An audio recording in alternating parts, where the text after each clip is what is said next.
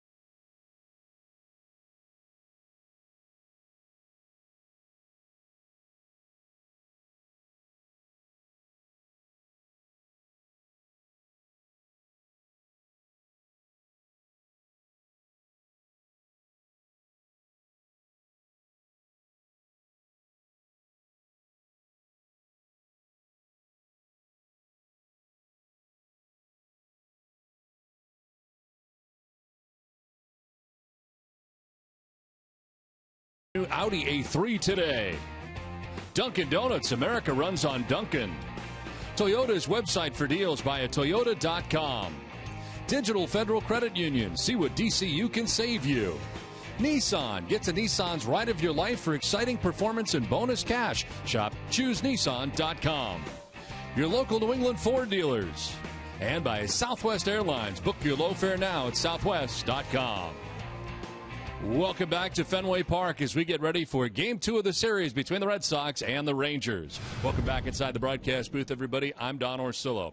Well, the Red Sox finished up that lengthy trip to the West Coast going 5-5, and since coming back here to friendly Fenway, last night a victory in Game 1 of this three-game series against the Rangers, so certainly they're playing better baseball. And over the last 9 games, that is what bears out the numbers. 6-3. Opponent average just .235 during that time. The pitching has been much better, and that includes the starters. A 3.38 earned run average. The bullpen less taxed, 2.63 ERA. And how about Koji? 5 for his last 5 during that time. Second most wins in the American League, only behind the White Sox.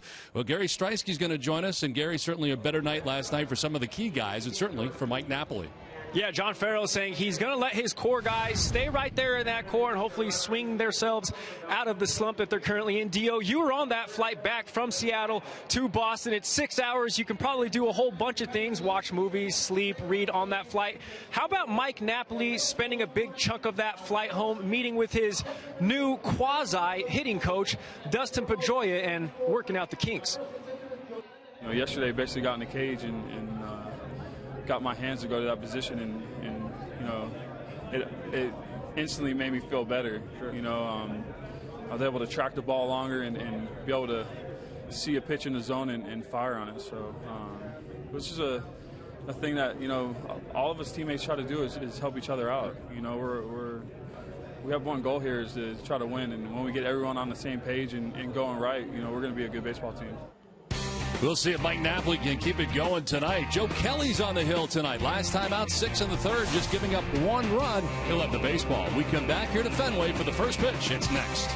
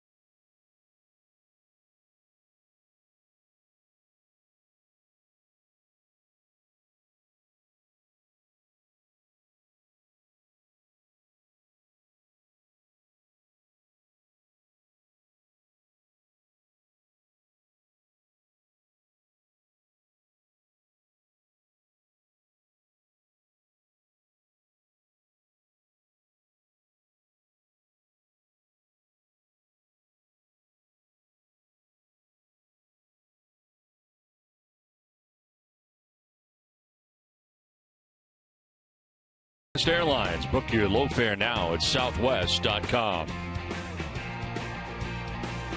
The boys in the tape room here in our big, huge truck here at Fenway Park. Red Sox getting ready here to take on the Texas Rangers. So are they, as the Red Sox and Rangers. And the Red Sox trying to make it 2 in a row here over the Texas Rangers. A cool night at Fenway Park with a hard breeze blowing from left to right now as Joe Kelly gets ready for his start tonight against these Rangers, as Kelly and the Red Sox now take the field.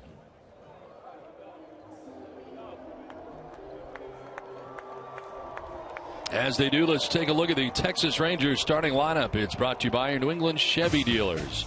Shin-Soo Choo leading it off and in right field for Texas, with Delino DeShields in left. Prince Fielder, the DH, hitting at .348, bats third. Adrian Beltre at third base, with Mitch Moreland at first base. Elvis Andrus at shortstop batting sixth. Leonis Martin is the center fielder, with Robinson Chirinos doing the catching batting eighth. And Tommy Field, who had a good night last night defensively at second base, bats ninth. Tonight's Red Sox starting pitcher is presented by your local New England Audi dealers. And Joe Kelly ready for his 8th start of the season. 1-2, the 5.58 earned run average, 36 strikeouts to 18 walks, and opponents hitting at .232 against Joe Kelly. Last time out, a no decision, but pitched very well against the Seattle Mariners, going 6 1/3, giving up only 1 run. The Red Sox defense is brought to you by Southwest Airlines. They have third in the American League in defense, 18 errors in 39 games.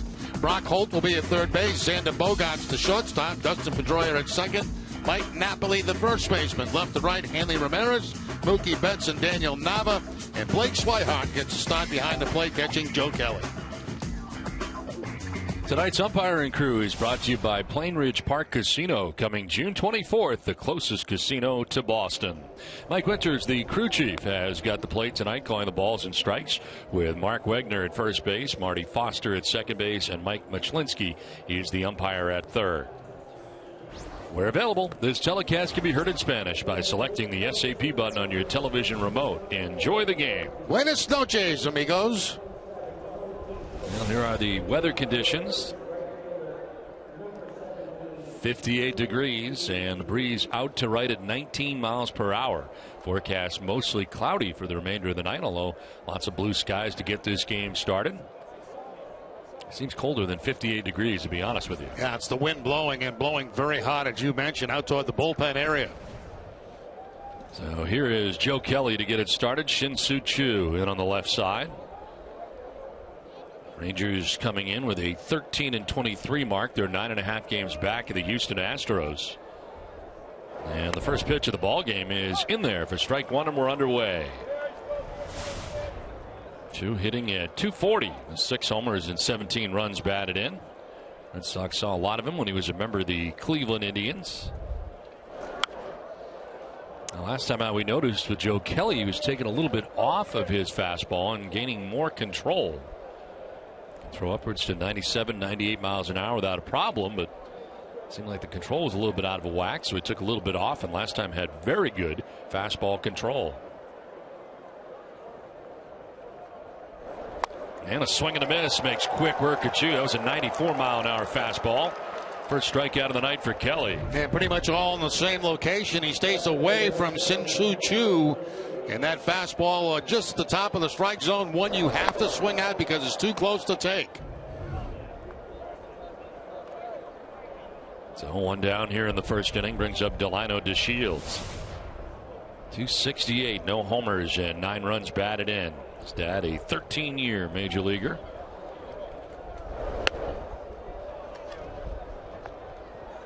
DeShields last night was in center field for the Rangers, in left tonight.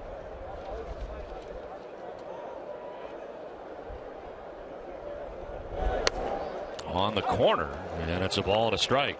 Joe Kelly's faced the Texas Rangers one time. That's when he was with the St. Louis Cardinals. A couple of years back, went 5 innings in that game, no runs. Picks up the corner. That's a good sign right there for Joe Kelly, getting those outside strikes, inside strikes. Mike Winters with the plate tonight for the umpires. That is just off the outside edge. 2-2. Shields was 0 for 3 in the ball game last night with a couple of strikeouts. Prince Fielder waits on deck, and Fielder had a couple of hits in last night's game.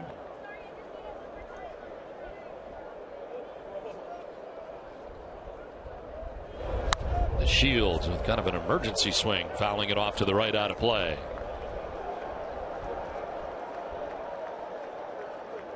Got good speed, 7 stolen bases in the last 11 games. Leading the team in thefts with 10 on the year. Trying to get on first base here. Line and off the glove, and Napoli goes to Pedroia. Kelly will cover. Nicely done. Joe Kelly getting over there after it glanced off Napoli's glove. We saw something similar to that in Seattle. Now that's the key to the play right there, is Joe Kelly getting over to cover first base. You know, a lot of times you'll see a ball hit, you'll freeze. That time it deflects off the glove of Napoli. Pedroia right there with the bare hand, and Kelly doing his job by covering first base to pick up the out. No hesitation at all. Any ball hits that right side, pitches over covering. 3-4-1 on the put out of Delino DeShields. 2 down in the inning for Prince Fielder. Mentioned Fielder 2 for 4 in last night's game, and one of those hits a double for Fielder last night. Off to a great start, hitting at 348. 5 homers and 23 runs batted in. Yeah, right now on an 8-game hitting streak. He's the leader in batting average in the American League, and grounds one at Brock Holt at third base. That is a 1-2-3 first inning for Joe Kelly. The Red Sox coming up from Fenway.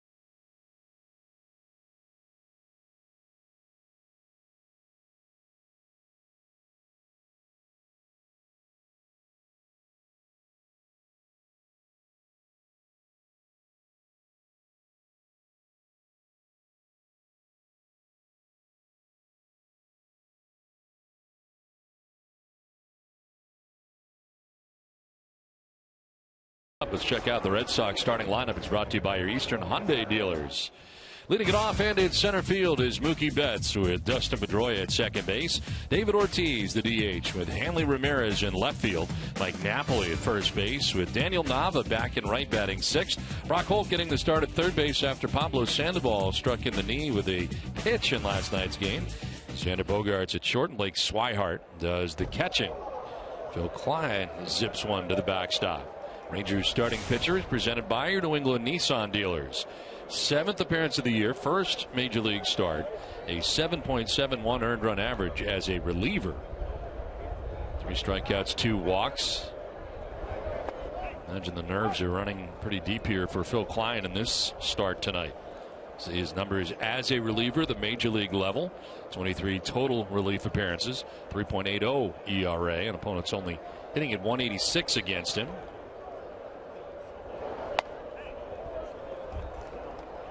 He was actually working out of the bullpen down in the minor leagues as we look at Mookie Betts' numbers, and they made him into a starter for his last 2 starts before calling him back up here to Texas. He started the year with the Rangers, then was sent back to AAA. And 4 earned runs in 4 1/3 innings of work, 6 relief outings. Here's the arsenal for Klein. Very few change-ups, mostly fastballs, a lot of breaking balls.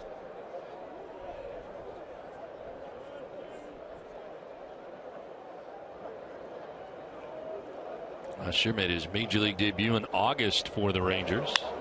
This is towards the gap in left center field. On the run is Martin, and Martin runs it down. What a catch.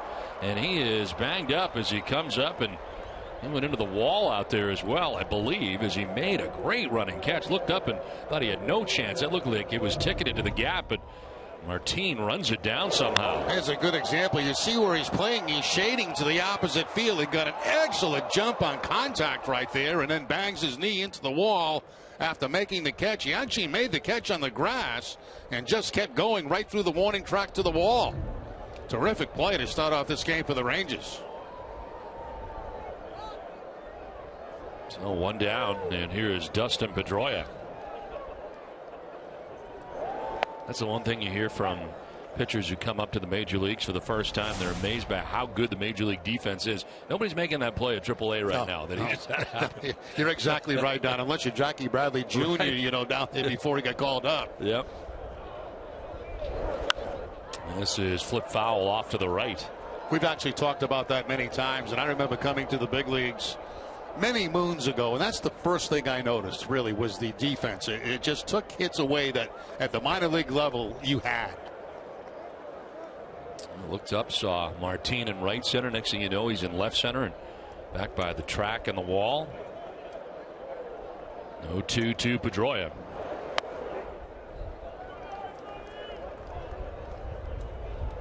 Red Sox coming in a game under 500 at 19-20.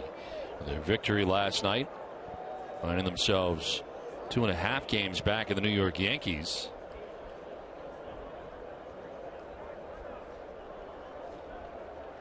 And only 4.5 games between the bottom spot and the top spot in the American League East, and it appears that's kind of going to be the way it goes, it seems, this year, at least so far. Toronto 4.5 games back of the Yankees, and Tampa Bay Rays both at 22-18. Royal lifts it down the right field line. Wind will give it a push towards the seats, and a foul ball. Now that's one positive thing, Don. When you look at it, you know, the Red Sox had that terrible streak here at home, and then they started off terribly in Toronto, played decent on the West Coast, and you look at the standings, and yet they're only 2.5 games back. So they have not even come close to playing their best baseball. As we showed you off the top, pitching's been better, no doubt.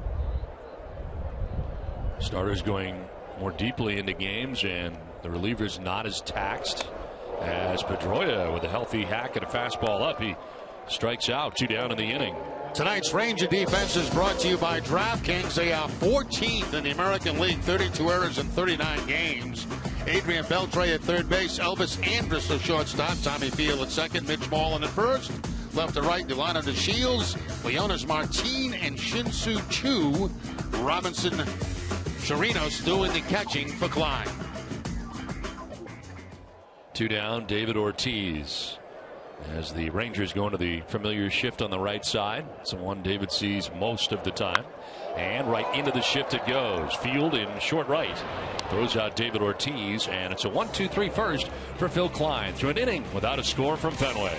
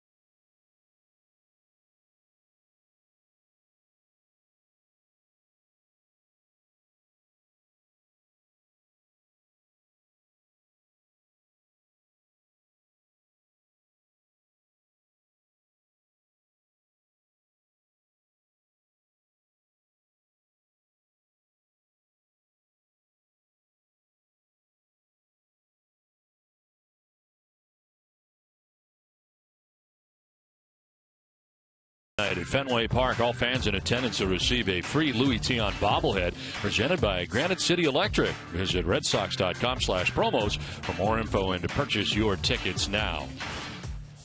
Well, nice night to be at the ballpark. A lot of youngsters here tonight. Red Sox and Rangers. We're at game 2 of the series, and Joe Kelly back out on the hill. The first pitch strike into Adrian Beltre. Beltre at .258, 5 home runs this year.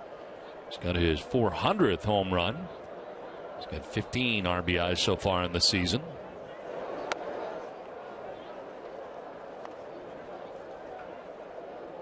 Last 9 games sitting at .361.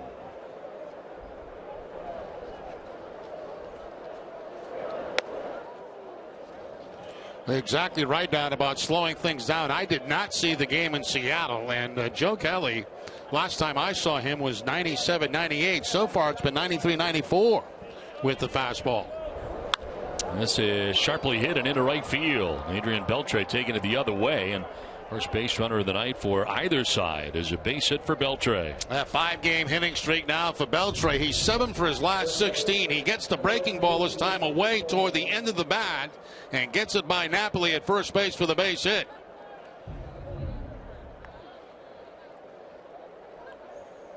Former teammates with the Texas Rangers, Adrian Beltre and Mike Napoli, and some very good Texas Rangers teams during that time. Beltre on to begin things here in the second inning with Mitch Moreland now the batter.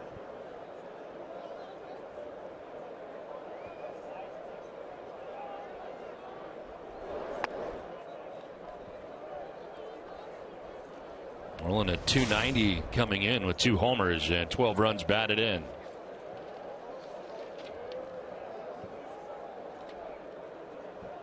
Four for 12 in the last 3 games. Set it to .303 in his career here at Fenway Park as he takes strike 1, 1-1.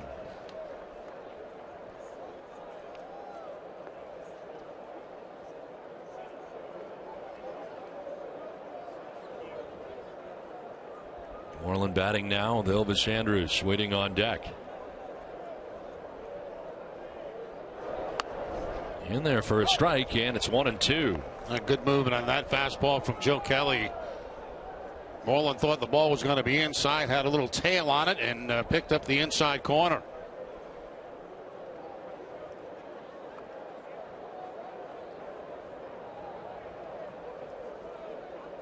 Relatively short lead at first base for Beltre, held on over there by Napoli.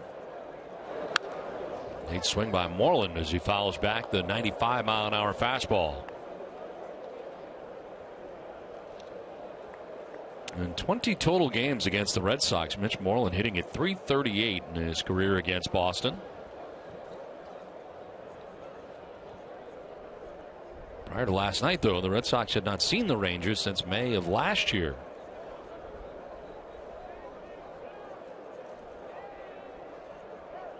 Time call. Kelly taking a long time. And again, this year, really the season series will be over pretty quickly again, with the Rangers visiting Fenway Park, and the Red Sox will be heading to Texas as part of the next road trip, also going to Minnesota. 1-2, grounded foul.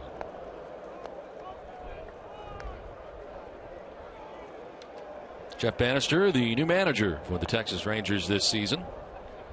Along with Mike Maddox, the pitching coach, coming back here for the Rangers. They find themselves 9.5 games back of the Houston Astros to begin play today. And only the Oakland A's behind them right now in the American League West. 1-2 is line towards right center field, in for a hit. Mookie Betts races over and dives to get that and fires it back into the infield, holding a very long single for Mitch Moreland. To third base goes Beltre. They're at the corners, but what a job by Betts. That gets by him, and it's back to the triangle and the warning track on the wall. Yeah, you're talking about a triple for Moreland. If this ball gets by Mookie Betts, I mean, he looks like his days at second base as he goes into the dive to keep that ball from getting by him. Not only does he save a run, but he keeps Moreland at first base. So a great play by Mookie Betts in center field. There's Beltre going to third. He thought that ball was going to get by and probably score. So we've seen the center field, Martin for Texas, and now Betts make great plays early in this game. So first and third, nobody out. Elvis Andrus, the batter. To right field, Nava going back will make the catch. Tagging at third is Beltre. Throw heads in that direction will be cut off by Napoli, and the Rangers will take a 1-0 lead. So Elvis Andrus picks up his 11th RBI on a sac fly to right, and Texas strikes first here in the second inning. Not all that deep, but certainly deep enough to get Beltre home. A little bit of a scuffle out here for Nava in right field. As we look at the double box, he comes in, then he has to go back. Remember, the wind pushing everything out toward the bullpen area tonight. So one out, Moreland at first base, and Leonis Martin, the batter. Yes, he'll take strike one. In on the grass at third, right at the lip of the grass right now, is Brock Holt. Martin, a .205 hitter.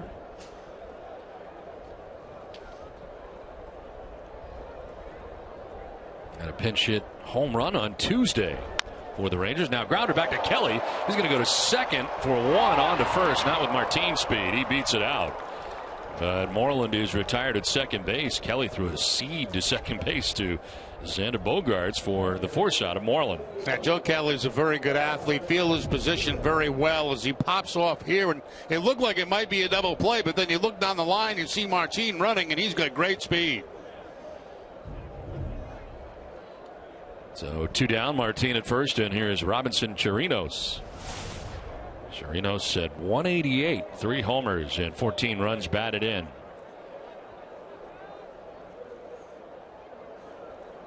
He's now started 26 games on the year.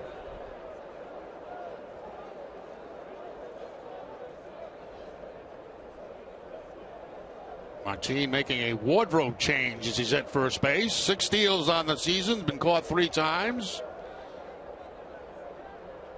Got himself a good sized lead over there right now.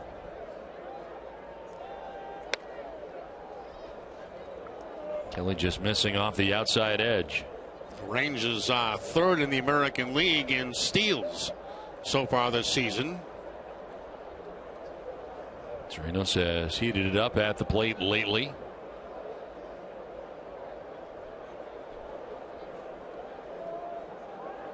Another throw over, and back is Martin. Yeah, you certainly would expect that Martin would try to run with 2 outs in the inning.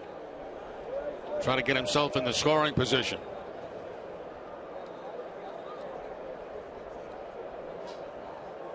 Mookie Betts over in right center field right now for Chirinos to go the other way.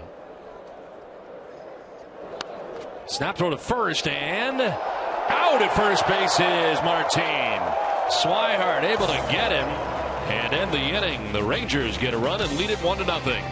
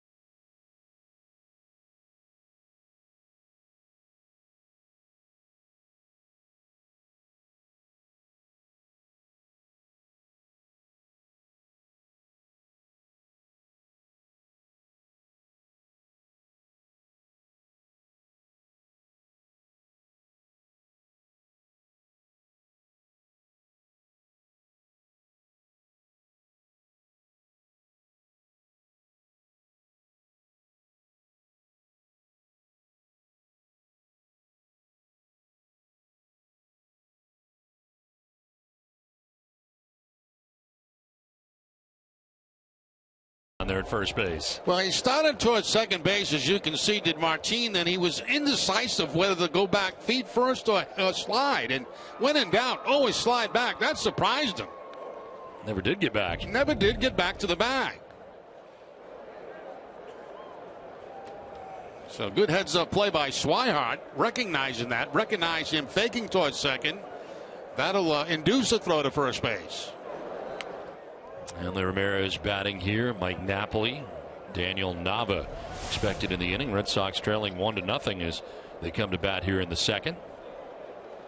Hanley at .276, 10 homers and 22 runs batted in. Hanley 3 for 5 in the ball game last night. And drives one down the left field line towards the pole, and it is going to be leaping and making the catch to Lino DeShields. That ball got knocked down by the wind blowing from left to right, and Hanley Ramirez got nothing to show for it. First out here of the inning. You could see it. You could see that ball when it left the bat had a chance to be a home run, and the wind blowing so hard from left to right just completely knocked it down. And that gave the Shields an opportunity to make a pretty good play out there up against the wall. But when that ball left the bat, I thought home run. Well, Phil Klein certainly happy that that ball stayed in the yard, and thankful that Delino DeShields came up with it. So one down here in the second inning brings up Mike Napoli.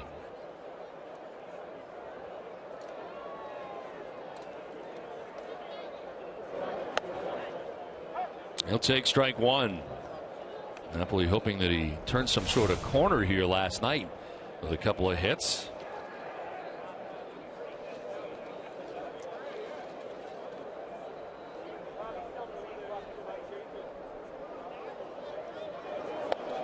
And he'll take strike two, just about the same spot.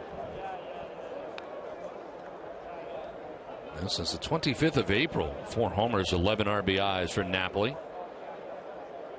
Only Pablo Sandoval with more home runs during that time. He had 5, and Pablo right now day to day.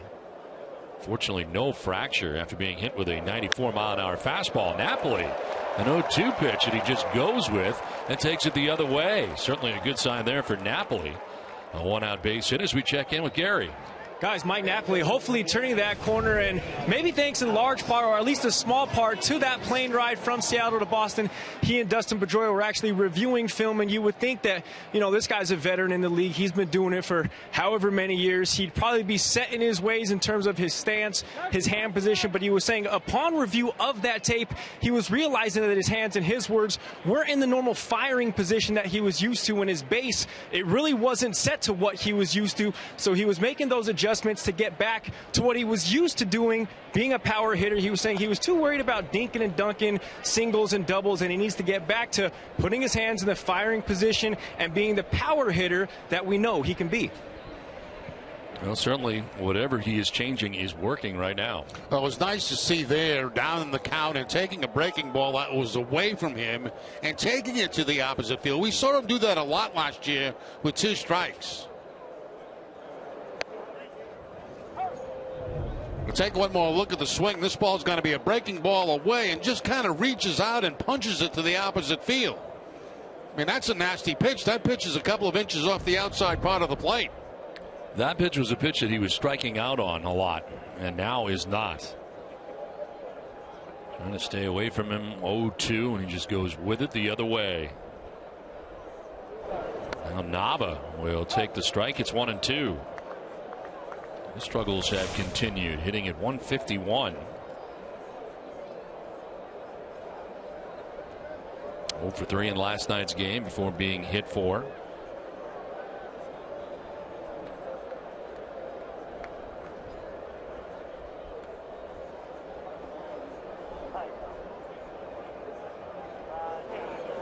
Nava with a swing and a miss, and Klein picks up his 2nd strikeout of the night. 2 down.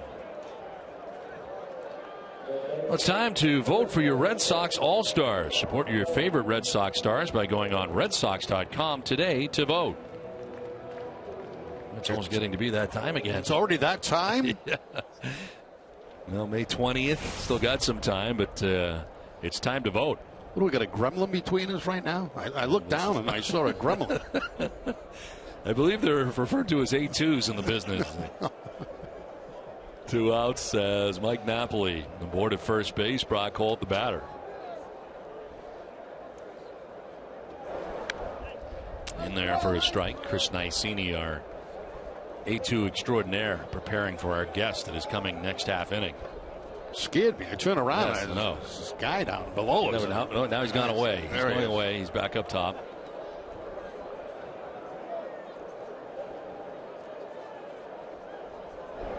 The 0-1 pitch in the dirt.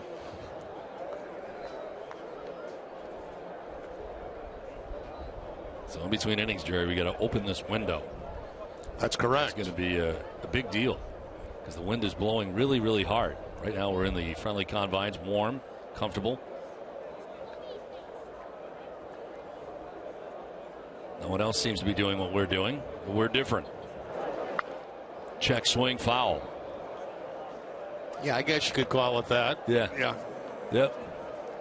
Yeah. Yep. Those people are out there in the elements, really cold. Jackets. Joe Costake said that he would have his window closed, except that it's so dirty he can't see out of it. Right.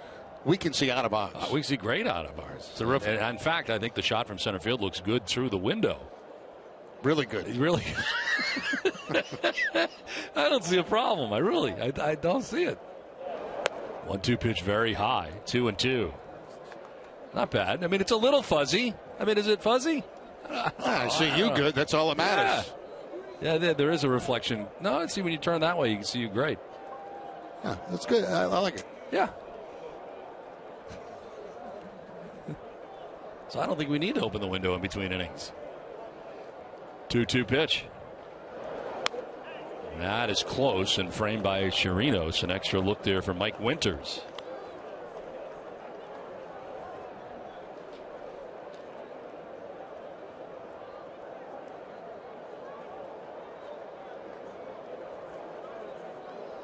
Xander Bogaerts waiting on deck. Red Sox trying to answer a run picked up by the Rangers in the top half of this inning.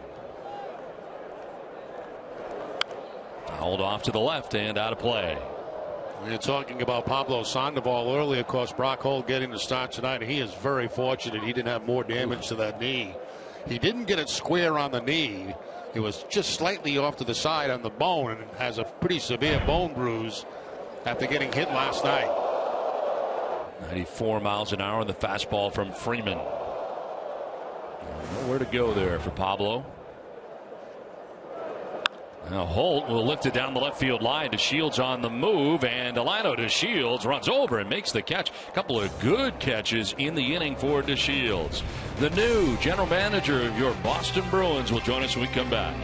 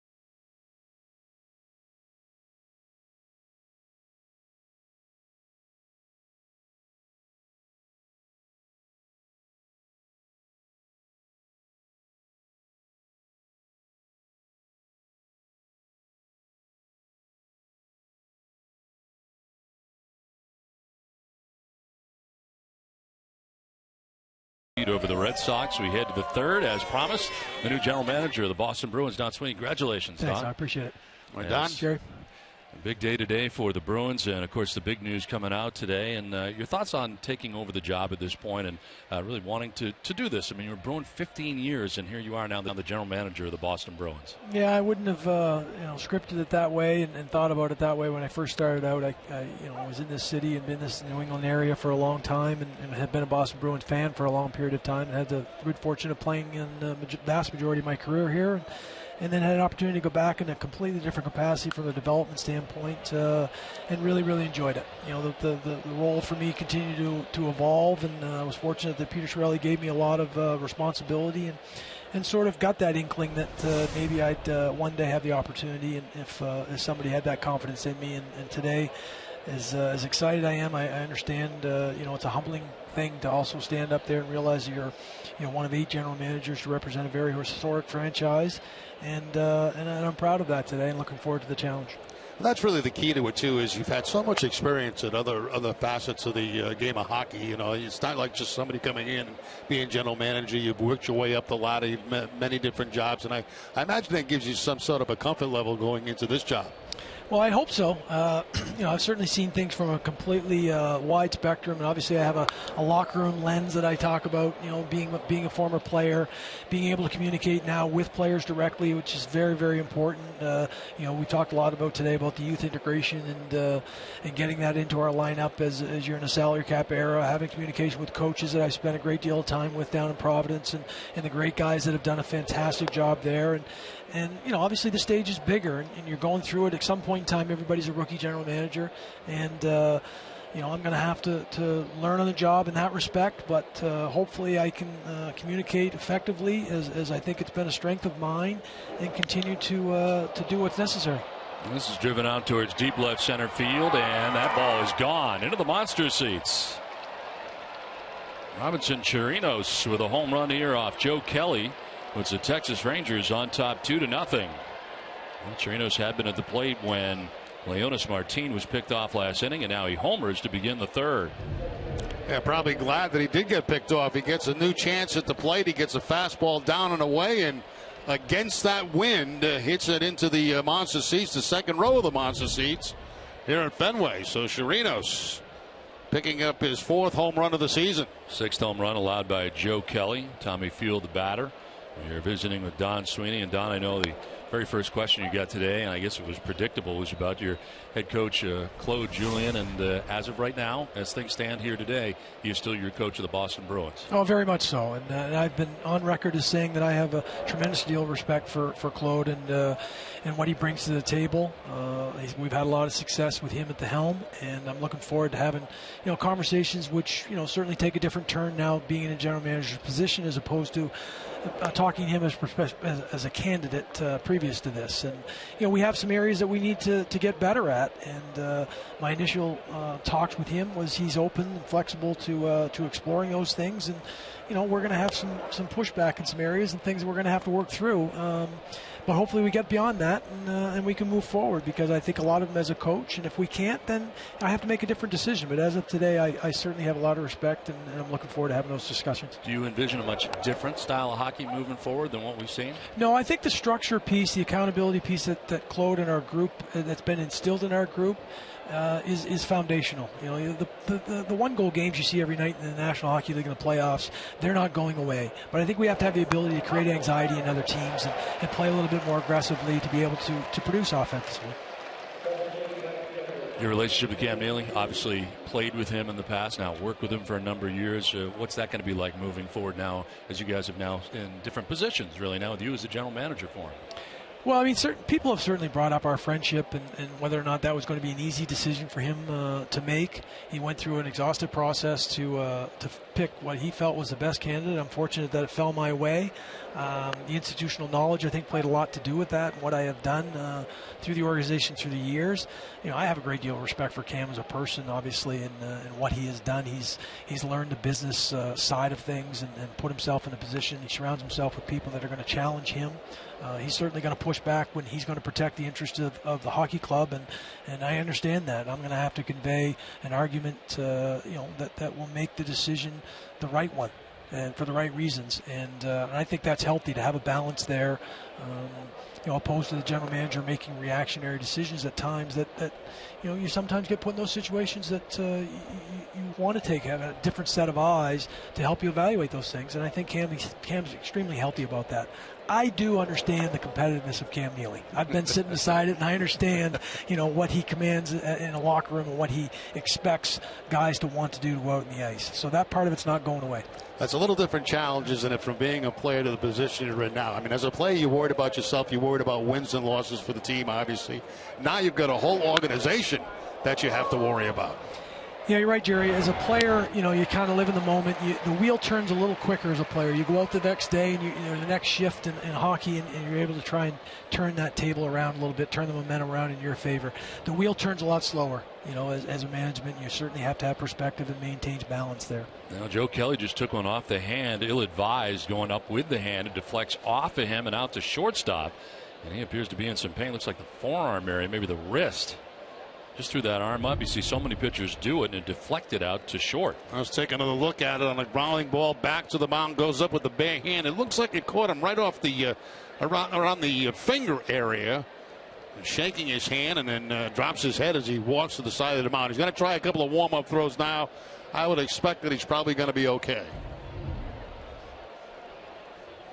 It's just a natural reaction. It's something you hate to see pitchers do, but the fact is the ball comes back at you, and the natural reaction is to try to make a play on it any way you can. Joe Kelly taking 2 warm-up tosses, now going to the back of the hill. Rick Jamieson, the head trainer, out there along with John Farrell, and he's good to go. Well, you got to throw out the first pitch here today, which is always a challenge. How did it go for you? Well, I didn't bounce it. That was the first part that I liked about it. My son was right there with me, which I was fortunate to have. I would suspect that's a bucket moment list for him. And so I'm very appreciative of the Red Sox organization for affording that side opportunity, and a very special night for me and my family. We have video of Patrice Bergeron throwing out the first pitch some years ago, and it wasn't quite as good. This is 2006. Here we go. Whoa. Look at that thing. Oh, my goodness. That's like an Eepus pitch. I don't even remember that. It's 2000. Well, it's been a while. Yeah, it's been a long time. Yeah, I can't remember yesterday. 10 years ago, yeah. Well, that was a tough one. 1-1 the count. He's much better at faceoffs. Yes, he is. Shields will take that one over the outside corner for a strike. What is next for you? What's tomorrow look like, for instance? I mean, what is the first day as the general manager going to look like? A lot less of the media stuff and the spotlight stuff. Tomorrow is to put the boots on, roll up the pant legs, and get to work. We've got the draft coming up. We have preparations in that regard. Certainly making a lot of phone calls to other general managers and introducing myself to some of them, believe it or not, for the first time, and having some conversations about potential changes that they may want to be making, we want to be making, exploring different things. Obviously, talking to a number of the tremendous people that I've had the opportunity to work with over the past 9 years, and really looking forward to continuing to foster those relationships in-house, because we have a lot of tremendous people in our organization, and that'll have a lot to add across a lot of different spectrums. We may have to divvy out some different things that were on my plate that other people are looking forward to that opportunity as well. So those are good challenges to have and conversations to have. And I say that we have some decisions upcoming to make, and it'll start with the roster and with the coaching staff and what direction we're going to go. Of course, you have the 4 teams still alive right now in the NHL going on. How much are you watching those guys? And do you see any common thread among those 4 teams still remaining in the tournament? Very much so. Certainly able to defend a lot of one-goal games each night. You've got a heavy team in Anaheim out west, not a much more skilled, but certainly a team in Chicago that's had a lot of success, and they play a very, very good transition game. Out east, you've got 2 teams that have offensive ability. The Rangers are a counterpunch group that has tremendous goaltending, and you're not in the position you are without in the 4 teams to not have the goaltending being either 1 or 1A each night. So I think all those teams are deservedly so. They've built good teams throughout the course of the year. They added pieces at the deadline to help their hockey clubs. They're sort of won that war of attrition as Anaheim ran roughshod over a couple teams, and the other teams have they look at the Rangers being able to come back on both their series, and it speaks a lot to them to go back to the plate once again, and having been to the Stanley Cup Finals last year says a lot about their group as well. Tampa's an exciting team with a lot of talent, and showed the other night they have the ability to score a lot of goals when they're on their game. So it's an exciting time for hockey in general, and those 2 or 4 teams are deservedly so where they are. This is popped up foul off to the left. On the run is Holt. He will not have a play. I think if I was your coach, probably the first thing that I would say is, everything I know about hockey, just skate your lane. I don't think Jerry is going to be a pick of yours at some point over the course of your tenure. I'd love to watch you, but I know nothing about it. If you are, I don't think you're going to be general manager for very long. That's just my opinion. Because that's pretty much only. What's the other thing Back check? That's what you always suggest. Paycheck's the one that he's going to recognize the most. You're responsible for that now, too. Yeah, that's another thing. To add to the list of stuff you're now concerned with. That is outside. Will you talk to players as well here in the offseason? Yeah, I spoke to a bunch of them this morning as well, and I do plan to speak directly with really everybody, to tell you the honest truth. I want to make sure I convey that part of my whole philosophy has been to have a real strong lines of communication. I've spoken to every player that's gone up and down in our organization at one point in time. Having sat in that same seat of driving at my time, it was up to Portland, Maine, and sort of wondering, what's in place for me. When are you going to get back? Do you have a chance to get back? Those same questions go through every player's mind. So I think I can identify with that, and that's not going to change about me. I'm going to feel very comfortable being in a locker room, talking to players at that level, and communicating with our entire staff, and make them feel comfortable that they can communicate back with me. It's certainly a different relationship and dynamic that's been in the past, but I have their best interest in the organization at heart. And the Ramirez in left field, able to make the catch. Don Sweeney, congratulations. Thanks for joining us. Thanks, I appreciate it. Good luck the rest of the year. Thank you. Good luck. The Red Sox trailing 2-0.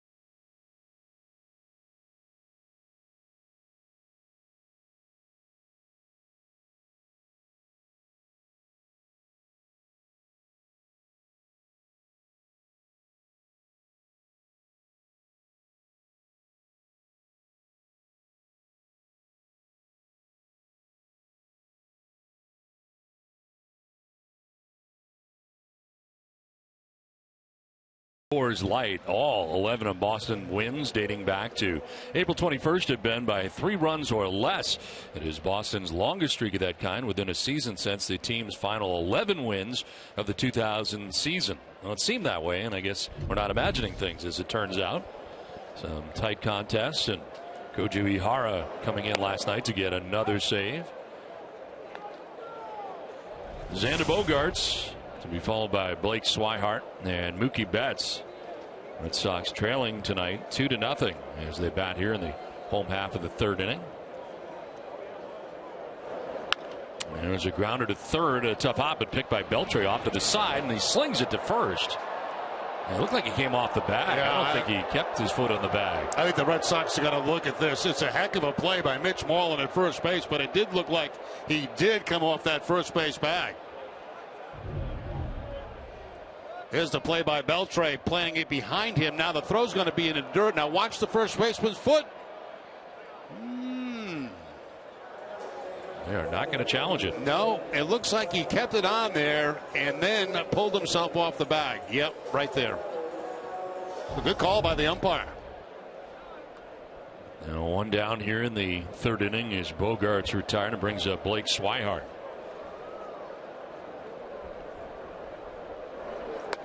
Don Orsillo, Jerry Remy, and Gary Streisky with you from Fenway Park. Game 1 or game 2. Why do I always want to make it game 1? It's game 2.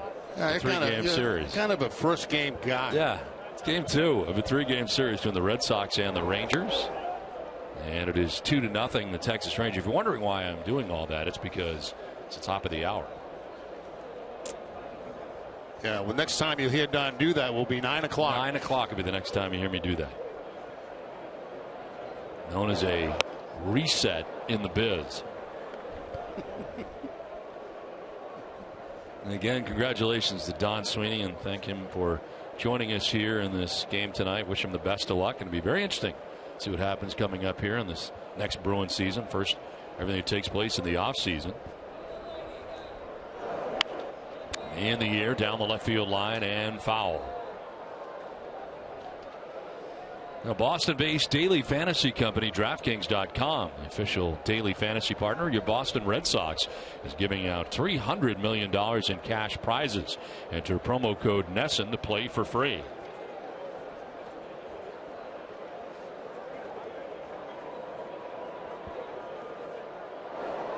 Swihart, he'll get that into right center field. He'll take a wide turn at first, throw the brakes on. He's got himself a one-out base hit. Second hit of the night for Boston. Have a son or daughter who wants to learn more about baseball or their favorite Red Sox players? Visit NESSN.com. It has videos, games, and a whole lot more. It's fun, free, and easy to use. Visit NESSNClubhouse.com. 1 out, 1 on, and Mookie Betts the batter.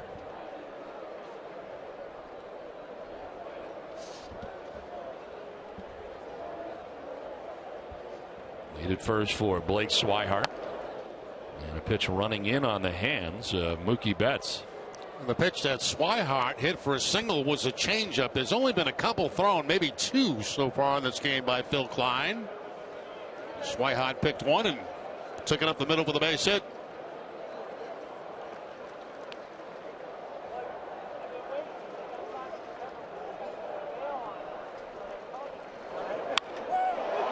Center field, Leonis Martin, no problem, sliding over to make the catch.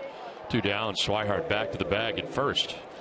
No, and certainly not as challenging the first time Mookie Betts sent one out there. Yeah, Martin, very good speed out there in center field. Second time that Mookie Betts is going in that direction. But in the first at bat, you see where he's playing off to the opposite field side. And watch the jump that he gets and the ground that he covers on the ball by Mookie Betts. Tremendous play by Martin through. And this is not a good defensive ball club, but Martin making a very good defensive play in center field. So 2 down and Swihart at first base, held on by Moreland. There is Dustin Pedroia. He spins out of the way of a pitch up and in.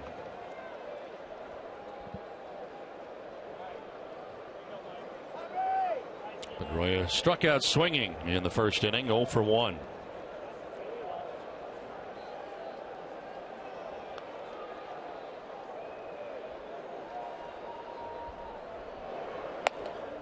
Phil Klein with 2 strikeouts in the ball game. Got Pedroia in the first inning, Nava in the second, as Chirinos headed out to talk now to Klein. Mike Maddox, the pitching coach for the Rangers, looking on, and so far Rangers with a 4.23 earned run average. Good for 10th in the American League. Red Sox conversely a 4.60 ERA as a staff. Only the Toronto Blue Jays with a higher team earned run average. Popped up left side. It'll send Beltran to foul ground. Makes the catch that ends the 3rd inning. Red Sox leave a base runner on and trail 2-0 at the end of 3.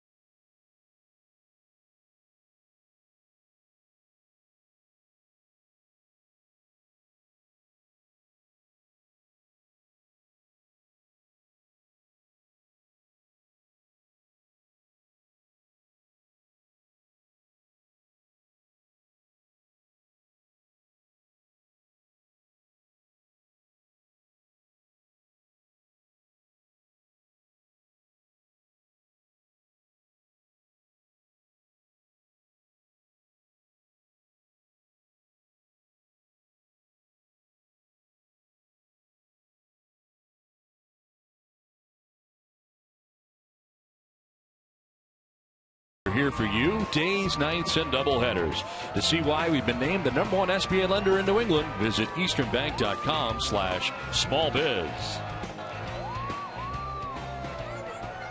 Having a good time in the grandstand here at Fenway Park as we play into the 4th inning. And this is into shallow center field. Mookie Betts got a late break, and it's going to fall. Pedroia out, Betts in, and Beltre finds some lawn out there in shallow center. And Beltre got jammed on that and just kind of muscles the ball up over the head of Dustin Pedroia and in front of Mookie Betts. So Adrian Beltre 2 for 2 on the night. That fastball got in on him, but he's so strong that he's able to take those kind of pitches and bloop them to the outfield for hits. Lead runner on here for the Texas Rangers for the 3rd time in 4 innings. Now Mitch Moreland, who singled to center field in the 2nd inning.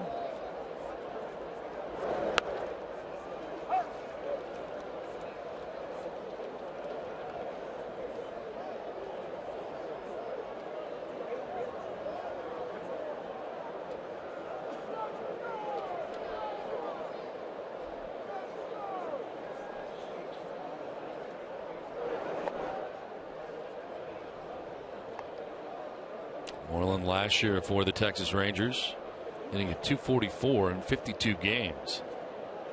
Originally a 17th round pick by Texas in 2007. Parts of 5 years now with the Rangers.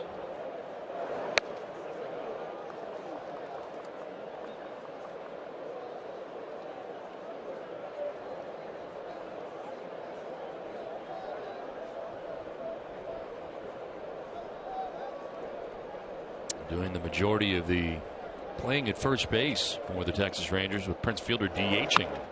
Ground ball right side. Pedroia quickly to his left and out at second and an out at first. Double play. Moreland does not run well.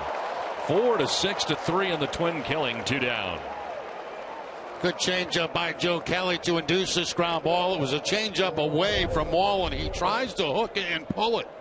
And he pulls it right toward Dustin Pedroia. And you're right, Don. He does not run very well. And that gave the Red Sox a little bit extra time to turn over that double play.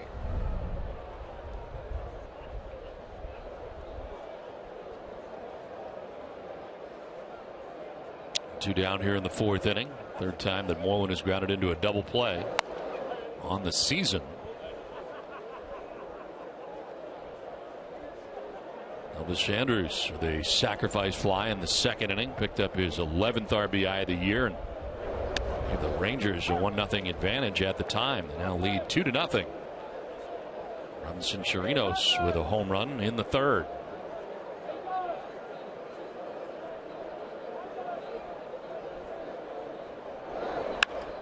Lined into center field, a ringing single. Betts will move over quickly to cut it off. Andrus with a base hit here with 2 down in the inning.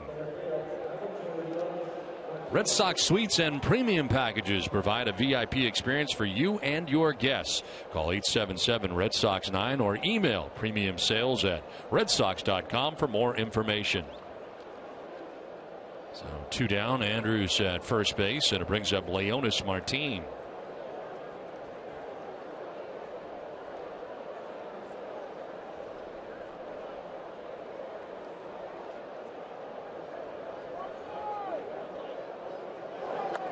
Martin reached on a fielder's choice in the 2nd inning and then was picked off at first by Blake Swihart, the catcher, firing down there after he got a pretty large secondary lead and got picked off.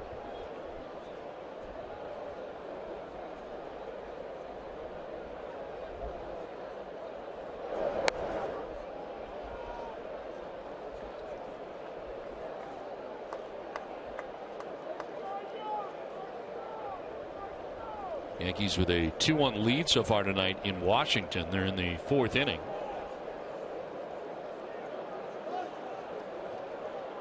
Well, Tampa Bay and Atlanta tied 1-1 in the 4th in Atlanta.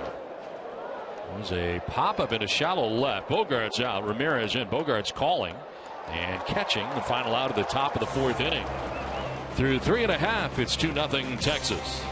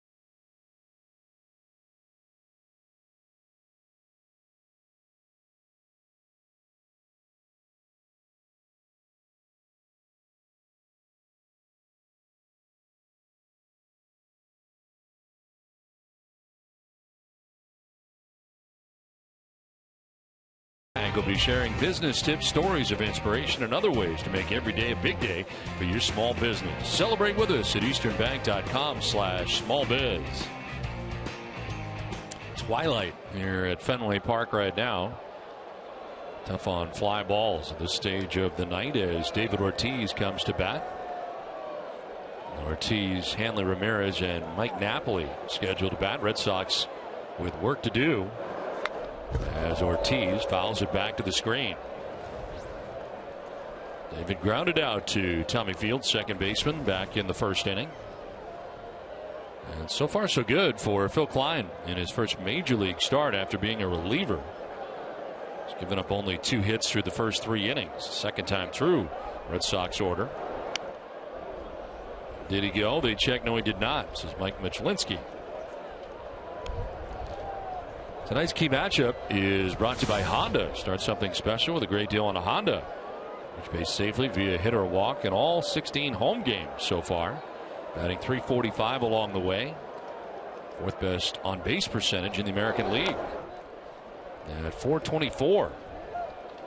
There's the changeup again from Klein. You know, when a pitcher comes out of the bullpen, a lot of times out of the bullpen they'll use 2 pitches, and for Klein basically the fastball slider. He has mixed in some changes to give him 3 pitches to look at here in the first few innings. Swing and a miss. David Ortiz appeared to be full 2-2. Yeah, that's the changeup again, Don. That one had excellent movement on it. He kept it low and it dipped.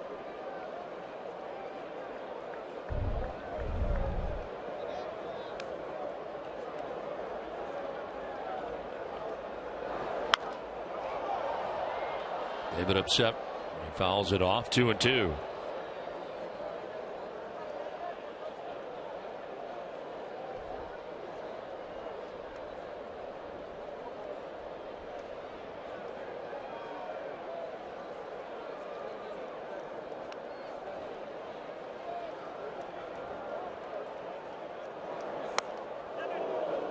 Just outside, and a full count. They check again, and again David didn't offer. Tried the breaking ball on the outside part of the plate, back door that time, and just missed the corner.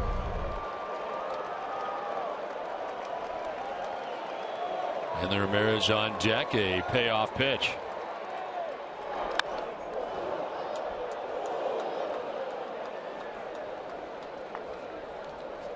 Major League fans deserve Major League flavors. Run to the freezer section and try Red Sox ice cream treats. Score a home run with Hood today.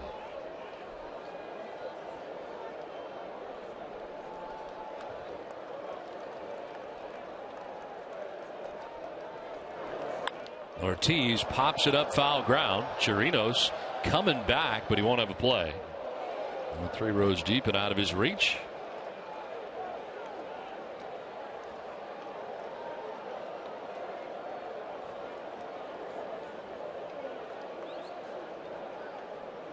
So another try here for Big Poppy.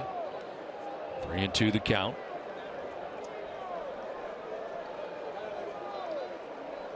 Shift on the right side. Pitch 9 of the at bat for Ortiz. And a swing and a miss, elevated up and away. 3rd strikeout for Klein. 1 down here in the 4th inning. That's a frustrating at bat for Ortiz because there were a couple of pitches that at bat that he thought he should have handled very well. And then they elevate. They go upstairs with the fastball, top of the strike zone, and maybe not a strike, but Ortiz chases it. Nika Insurance, great service, great coverage, and a great price for auto, home, or life insurance. 1 down here in the 4th inning for Hanley Ramirez. Flied out to the warning track in left field. Delino DeShields made the catch on him back in the 2nd inning. So now getting his 2nd look at Phil Klein.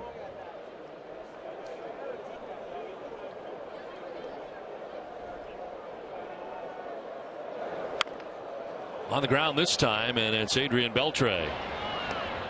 2 outs here in the 4th inning. Ace Ticket, the official Red Sox ticket partner, has the best seats at the lowest prices to all the games at Fenway, all with a 200% guarantee. Right now, Ace Ticket has special savings on all Red Sox games, including the Yankees. Visit Ace Ticket or call 1-800-MY-SEATS. 2 outs in the 4th inning. Mike Napoli, a single in the 2nd. 1 of 2 Boston hits, the other belonging to the Red Sox catcher Blake Swihart, who had a single to center in the 3rd.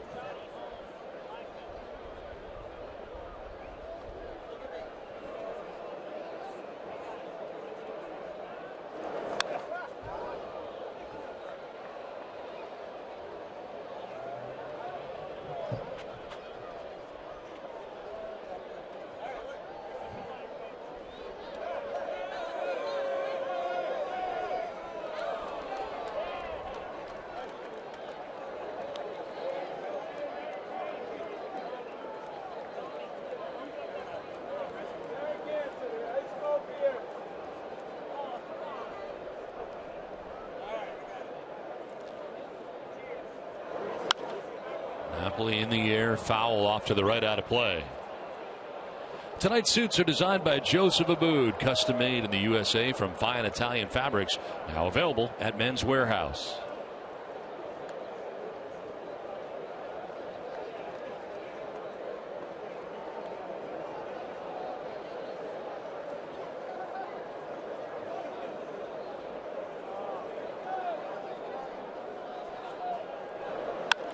On the ground up the middle and by the dive. Tommy Field, the second baseman. Mike Napoli is 2 for 2.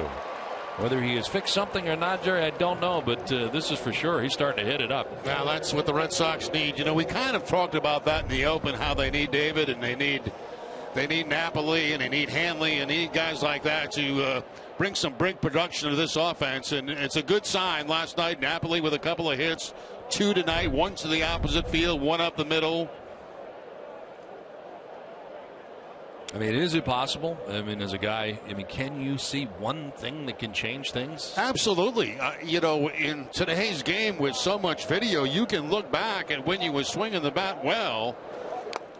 And, well, Gary had a great story on it, I thought. You know, how he and Pedroia on the way back from the West Coast were looking at film of tape of him hitting when he was swinging the bat well, and they found a trigger. They found something. So, absolutely, Don. It's like you're broadcasting. I mean, I listen to your tapes every night when I go home.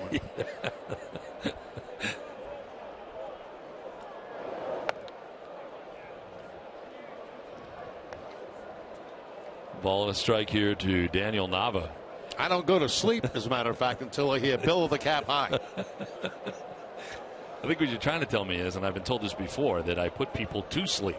So it's kind of like a... Not me. No. Okay. This is in the air to right field. Shin-Soo Choo going back, still going to be over his head, and 1 hop up into the seats. It is a ground rule double.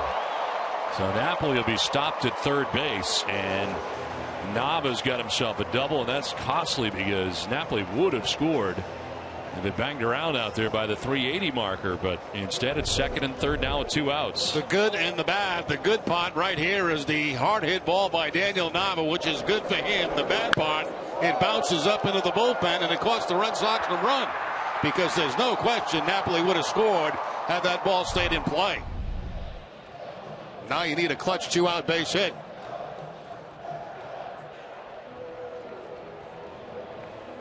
So 2 down, second and third, and Brock Holt coming up.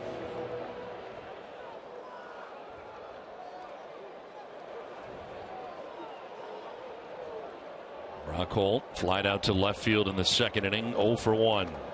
Chance here with the Red Sox trailing by 2. And Holt will take strike 1.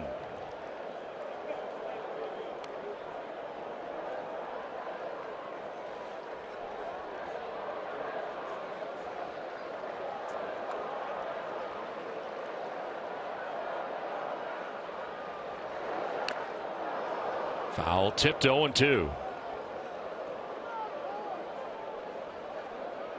Well, for Klein, the breakdown for him, pitches by inning so far. First time the Red Sox have combined to Grabbed 2 hits in an inning. Napoli at third, Nava at second. Only 84 pitches in the last start for Klein in the minor leagues. Before coming up here to make his first major league start. I see you kind of probably expect him to be around somewhere around 90 to 100 if he went 84 last time out. They wouldn't want to push the limit on him, I don't think, after pitching only 84 pitches last time as a starter. His 20th pitch of this inning is coming up. Under the watchful eye of Mike Maddox, his pitching coach.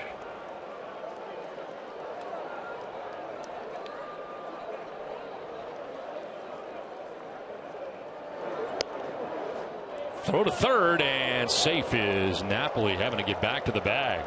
Yeah, I think that was a prearranged play, because if you watch Chirinos, the catcher, watch where he sets up on the pitch. He sets up way out of the strike zone, and then you see Beltre breaking for third base. So if there's contact, it's going to be toward third base. But watch where he sets up. He's not even in a strike zone. So that was definitely a prearranged play between Beltre and the catcher.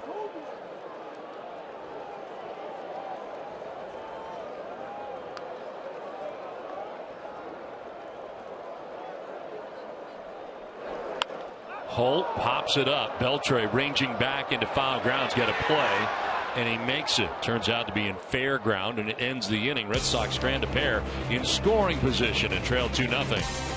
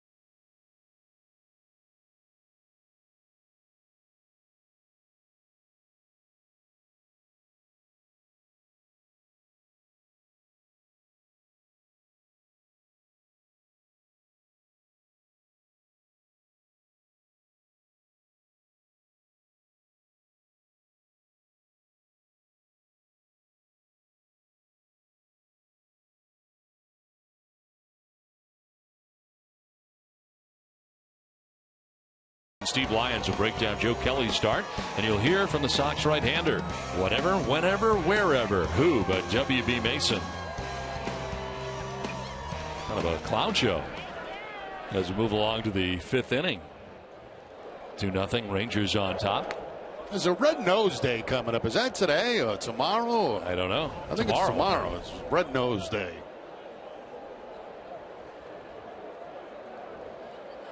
Robinson Chirinos, who homered his last time up. His 4th home run of the year gave the Rangers the 2-0 lead they have.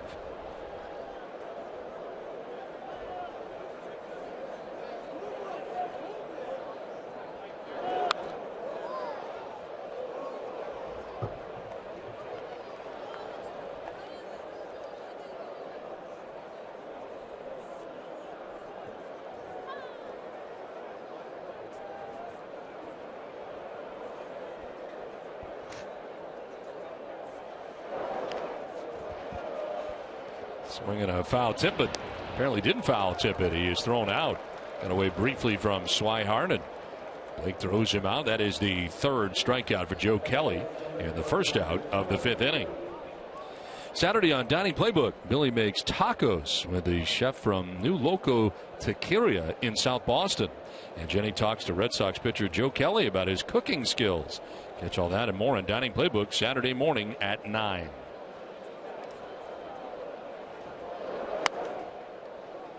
One out here in the 5th. And Tommy Field struck out looking in the 3rd.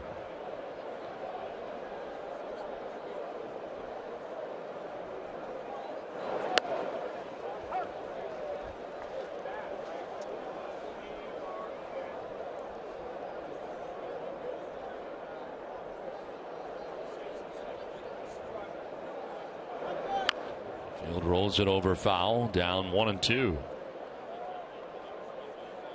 The center fielder, Mookie Betts, over to right center. Good size gap out in left center field for Tommy Field.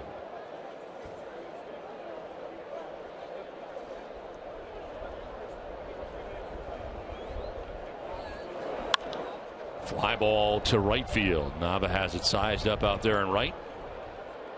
And makes the catch for the second out of the 5th inning. Toyo Tires, the official tire of the Boston Red Sox. Whether you're taking your truck off-road, the kids to practice, or your sports car to its limits, there's a Toyo Tire for you. Visit toyotires.com to find a dealer near you. Enjoying the breeze, Jerry? Yeah, it just smacked me right in the face, my scorecard. It's a summer wind. This window has no idea how close it is to being closed. 2 down. Shin-Soo Choo takes pitch down low. We opened it up when Don Sweeney was here, and we realized it's not too bad until the wind starts. And right now we're on the fence. Right now the window is open. The stuff is blowing around. We're okay. This one bouncing to the backstop. I've already made my decision. It is. You are the senior member of the broadcast team, so it is up to you. Actually, leave it up to Mary to decide, and I think she would like hers closed. Sounds like she was voting for a closed window. Right back at Kelly, hits him in the leg. He'll pick it up and throw to first for the out. Hot shot back at him. Appears to be okay as he walks off the field at 1-2-3 5th. 2-0 Texas.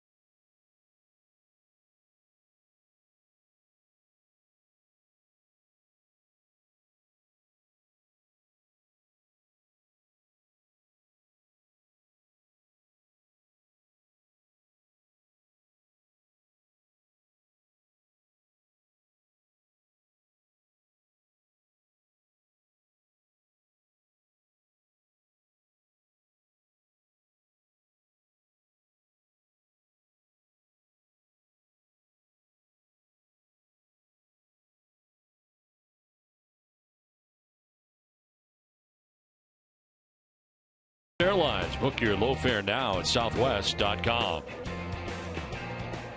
2-0 Texas on top of Boston. Joe Kelly has been getting banged up in this game. Got a target on him tonight, trying to make a play with his bare hand off his finger. And that checked out okay as he's able to stay in the game. Now a wanted shot right back at his midsection. I think he got a piece of the glove on that. In the air to deep left field off the bat of Xander Bogaerts, and that is crushed out of Fenway. Xander Bogaerts with his second home run of the year cuts the Rangers' lead in half.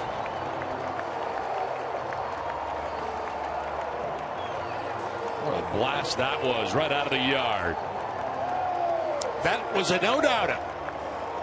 A slider that time from Klein, and Xander Bogaerts jumps all over it. Oh, that ball just spinning up the home plate. Not much break on it at all. And Bogaerts against the wind. That ball was crushed.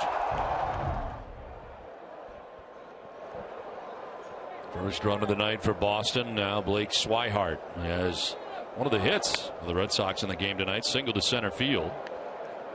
Boston with 5 hits in the game. Most recently, the home run by Xander Bogaerts.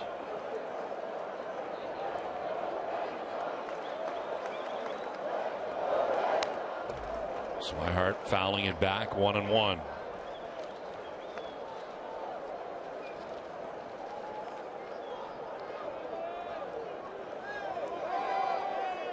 Swihart's been on the team since May the 2nd, called up.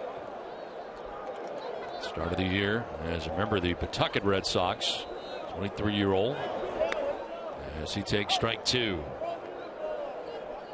Youngest Red Sox starting catcher since Rich Gedman. He was 22 years old in 1982 when he made his debut.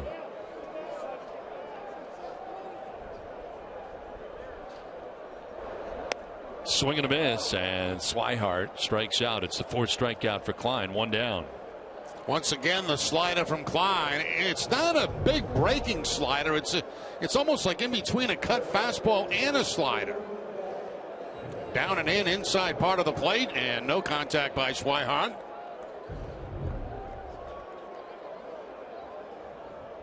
Now the top of the order, Mookie Betts has flied out twice to Leonis Martin. They want to try somebody else. Martin has been up to the task twice. That's a good point, Don. You know, we know that Martin can make the plays off Betts. Yeah. Try one of the other guys out there.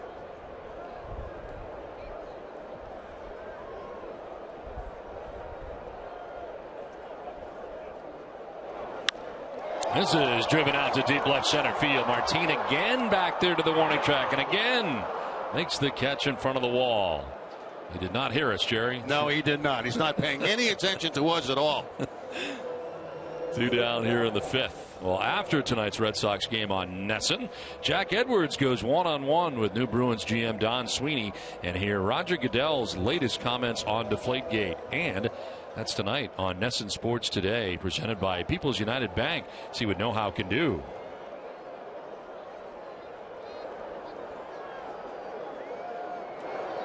Pitch that is going to be a little bit low. Pedroia struck out in the 1st, fouled out in the 3rd.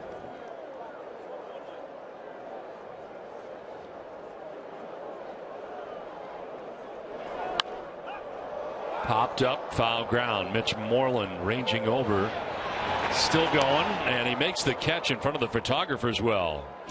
Now Xander Bogaerts with his 2nd home run of the year has cut the Rangers' lead in half. It's 2-1 Texas.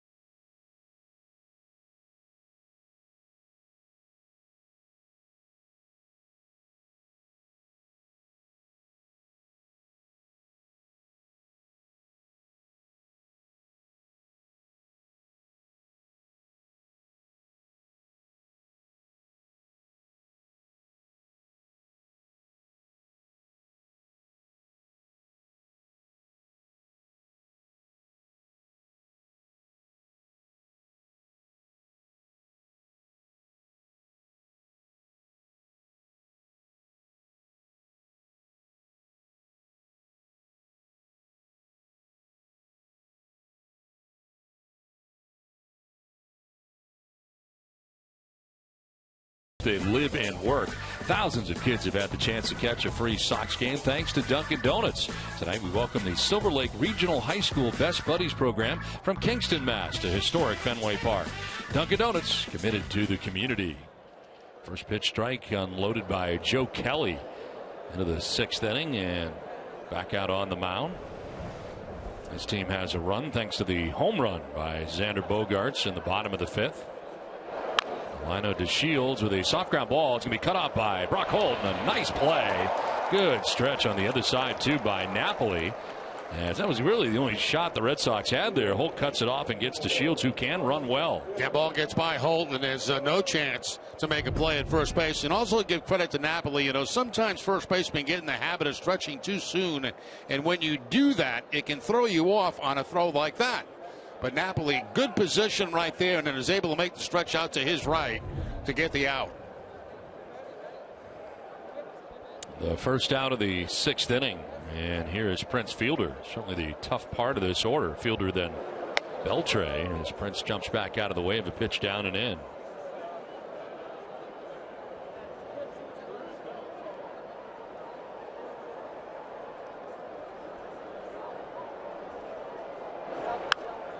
Fielder pops it up foul off to the left out of play. Well, Joe Kelly's pitching line is brought to you by A's Ticket. 5 1/3, 5 hits. Couple of runs, a walk, and 3 Ks. They gave up 1 run and 6 1/3 last time out against the Seattle Mariners. 1-1. That is line into center field. Hard line drive into center field. And Fielder's first hit of the night. If I'm Joe Kelly, I'm going to get the yips out there because, I mean, that's 3 that have been back at him tonight. This line shot goes right over his shoulder into center field by Fielder. That's a 9-game hitting streak now for Prince Fielder. Hitting at 400 during the 9-gamer. I got Adrian Beltre already 2 for 2 in this game tonight.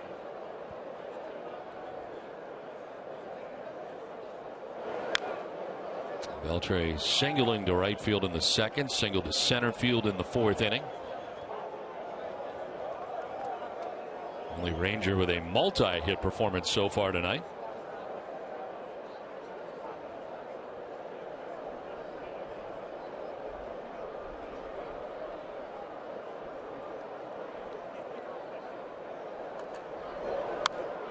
Fouled off to the right, 0-2. 97 on the fastball from Joe Kelly. I want to remind you to stay tuned tonight following WB Mason Extra Innings Live for Red Sox Final presented by Uno's. TC Eck and Steve Lyons will have highlights and wrap up the night from across Major League Baseball.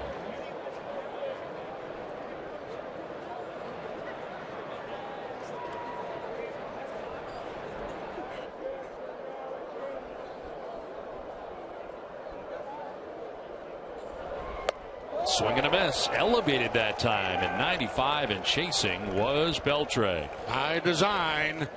Quickly getting ahead of Beltre, and then they want the high fastball. They want it out of the strike zone just to see if he'll chase, and Beltre cooperates that time by chasing the high fastball. So 2 down. Prince Fielder at first base, held on by Napoli, and here's Mitch Moreland. 1 for 2 night for the Rangers' first baseman. A single center field in the 2nd before he bounced into a 4-6-3 double play in the 4th inning. I thought that maybe Napoli would play just behind Fielder at first base with a left-handed hitter at the plate in 2 outs. Fielder certainly not a threat to run, and a couple of steps behind him may increase Napoli's range just a little bit, but they do elect to hold him on.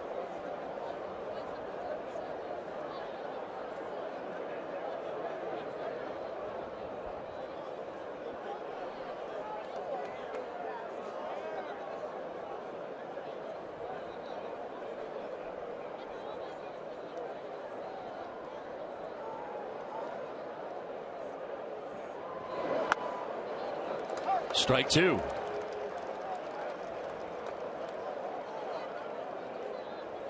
The velocity and the fastball for Kelly seems to have kind of increased on him as this game has gone on.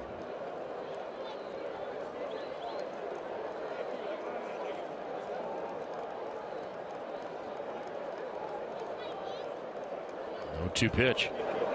And Moreland with a foul tip held onto by Swihart. That was at 96. Back-to-back strikeouts for Kelly. It's 2-1 Texas.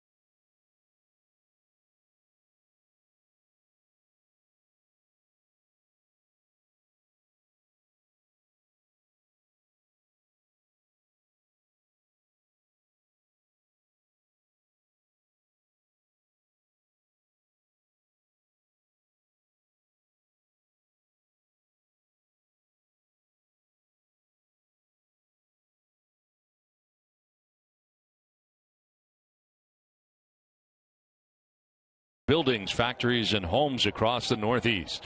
Did you know FWWeb did that? Learn more about this proud Boston Red Sox sponsor at fwweb.com. 2-1. Rangers have the lead over the Red Sox. Boston coming to bat here in the bottom of the 6th inning. And Ortiz takes ball 1. Another shift on the right side here for Texas. David has grounded out to second and struck out swinging.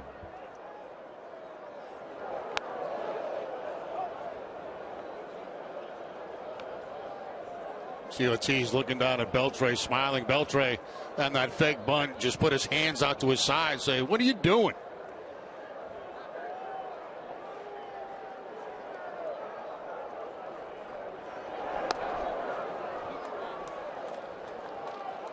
Phil Klein's pitching line is brought to you by your Eastern Lexus dealers. 5+, 5 hits, the 1 hit, a big one for Xander Bogaerts. Home run number 2 of the year for Xander. Hasn't walked anybody and has struck out 4 as time called. Catcher Chirinos requesting time.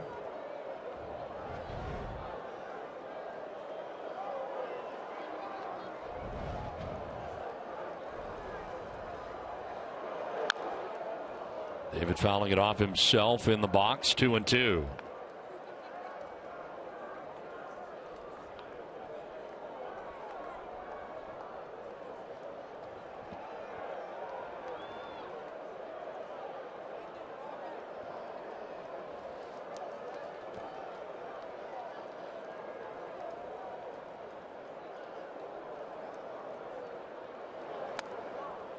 Not chasing that away. Full count.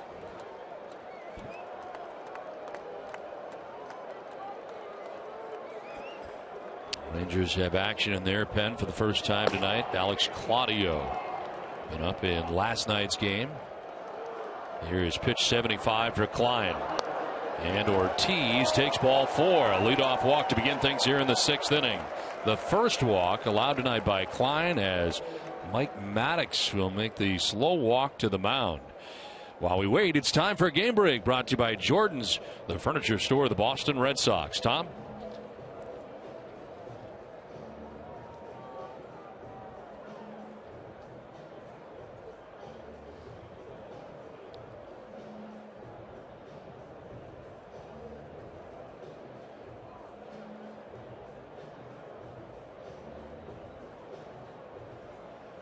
All right, Tom, thanks very much. You're at Fenway Park. Rangers holding on to a 2-1 advantage. Red Sox have the leadoff man on here in the bottom of the 6th inning in David Ortiz.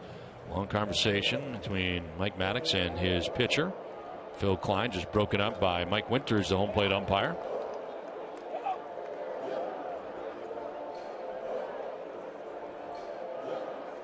Here comes Hanley Ramirez. He is flat out to the warning track in left, grounded out to third base, 0 for 2.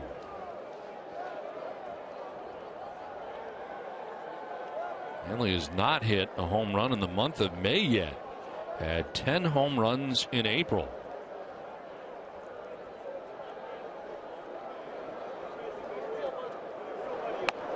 As he takes strike one. Borderline call there. 0-1.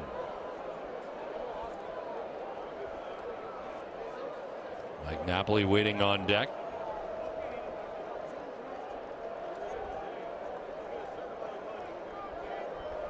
.56 at bats in between home runs right now for Hanley Ramirez.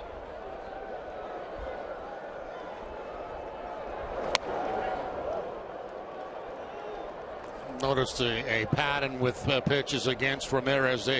They try to throw him fastballs in and breaking balls away. Now, you could say that about a lot of hitters, but it's been very consistent with Ramirez all season long.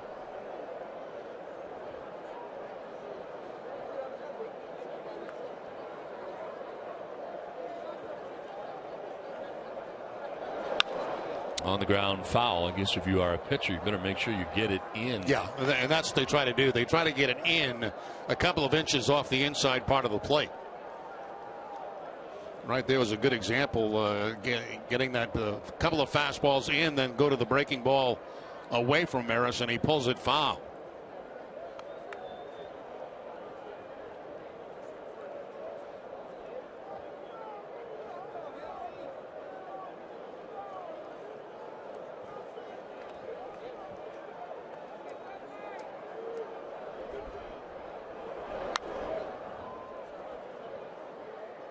Ball and 2 strikes here still to Ramirez, taking inventory on his bat. Make sure he didn't fracture it. David Ortiz, a leadoff walk to begin things here in the bottom of the 6th inning. Red Sox trailing by a run.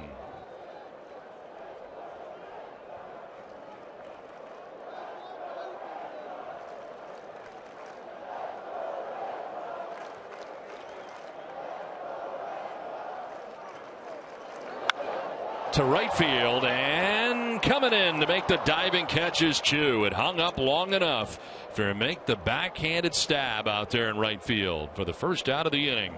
See, we've seen some pretty nice defense from a team that so far this season has not played very good defense. That ball off the right-handed bat slicing away from Chu, but still able to make the diving catch in right field and really save extra bases. That ball hit very well by Hanley Ramirez.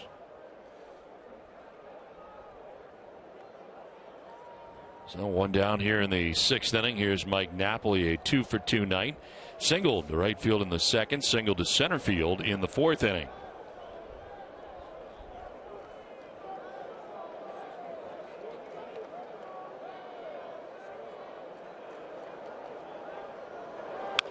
On the ground down the third baseline, deep third, Beltre with a bobble, and everybody's going to be safe.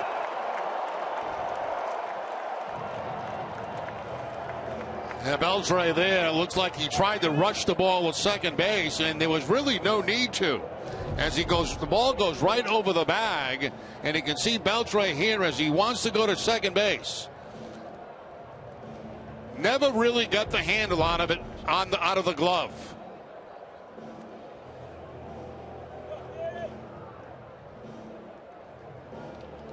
So 2 on, 1 away, and Chirinos out there to talk here to Klein as they get ready to deal with Nava, and here comes Jeff Bannister. So you got the lefty up in the pen in Claudio, and Bannister's going to go get him. As we'll see if John Farrell then changes and goes to Shane Victorino. We'll see. 2-1, Rangers have the lead.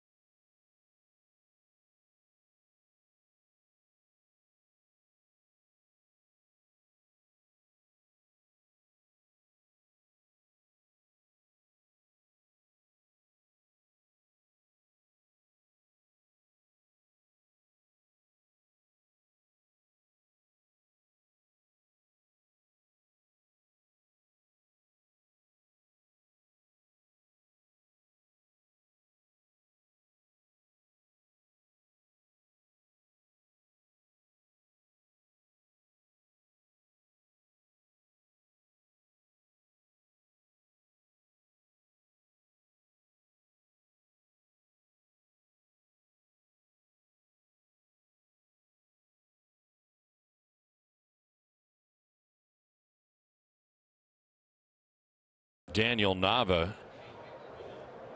You want to keep up with what's happening elsewhere in the world of sports? Check out the DVR report on NESN's YouTube channel. Get recommendations on what to record while watching the Red Sox game. Visit youtube.com/NESN for more.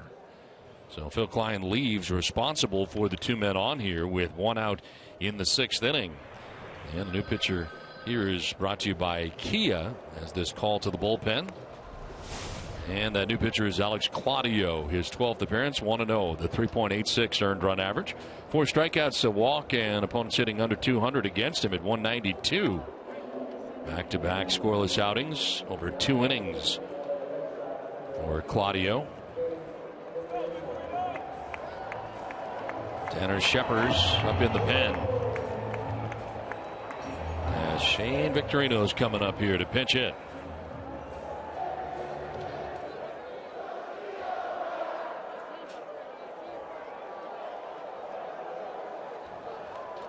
Victorino at 212 with a home run, 3 runs batted in.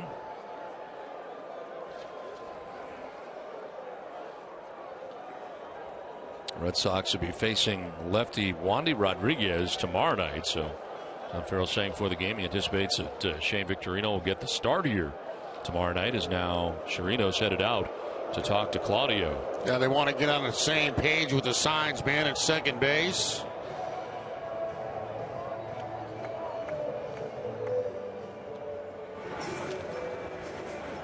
To this point, a pretty good job tonight in his first major league start for Phil Klein. Excellent. A walk and an error in the inning here have 2 men on that he is responsible for, as Victorino takes a pitch down low for ball 1.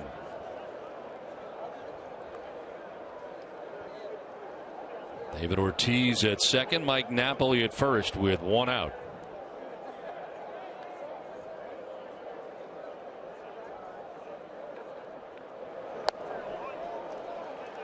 Two and 0. A sinking fastball and slider that time. First 2 pitches from Claudio. Sidearm delivery. Good numbers for Shane Victorino so far this month. A very good road trip to the West Coast. That'll be a strike, and they're all in the same kind of area. Finally called a strike there, and it's 2-1. At borderline, down around knee high. What made it look worse is the catcher dropped it.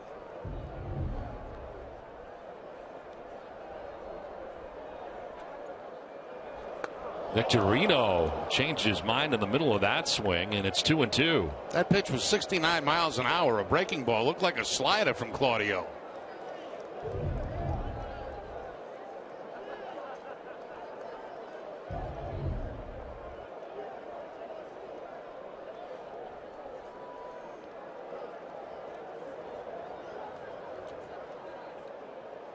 Now Chirino's going back out there again.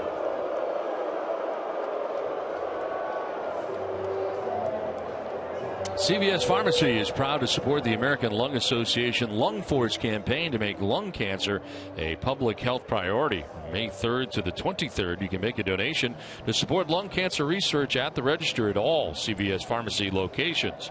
CVS Pharmacy, the official pharmacy of the Boston Red Sox. Brock Holt waiting on deck. Shane Victorino pinch hitting here with 1 out.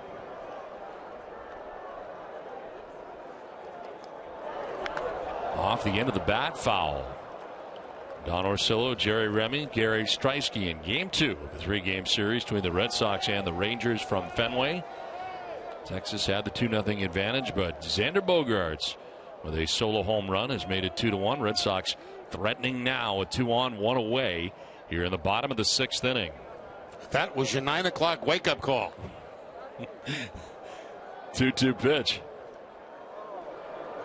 Victorino staying alive, wasting that one. Boy, everything off speed here from Claudio. A changeup that time, 69 miles an hour. Victorino really has not seen anything with very good velocity at all so far.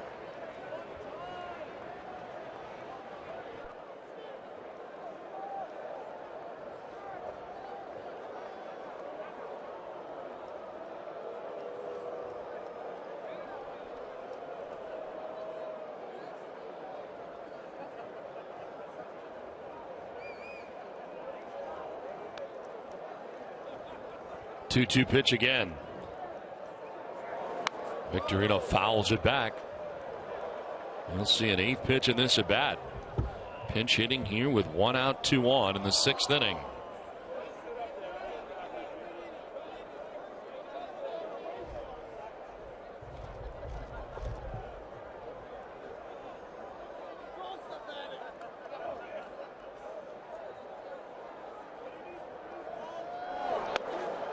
Ball 3, full count.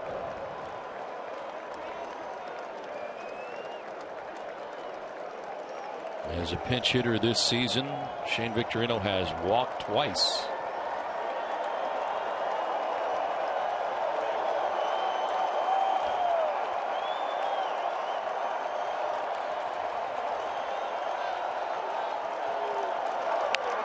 Liner foul.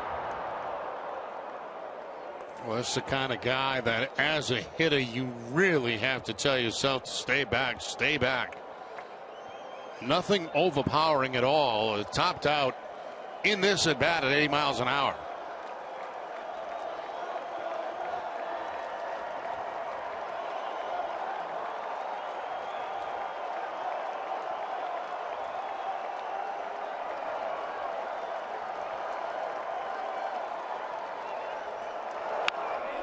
On the ground and through into left field, a base hit for Victorino. Ortiz will be stopped at third, and the Red Sox have him loaded. So a pinch hit single for Shane Victorino and a very good at bat. Yeah, that's a great at bat, Don. It really is, because he saw nothing but off-speed stuff, and then he tries to sneak the fastball by him inside, and Victorino's able to clean it out for the base hit. Ortiz can only make it as far as third base, but the Red Sox load the bases here with 1 out. Excellent at bat by Victorino.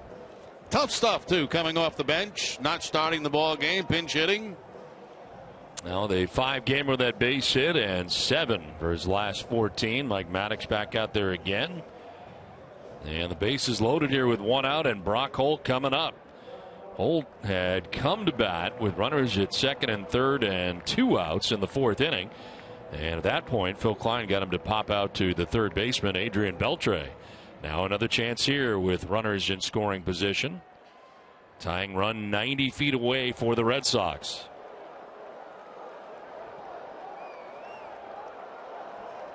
Holt 0 for 2 in the game.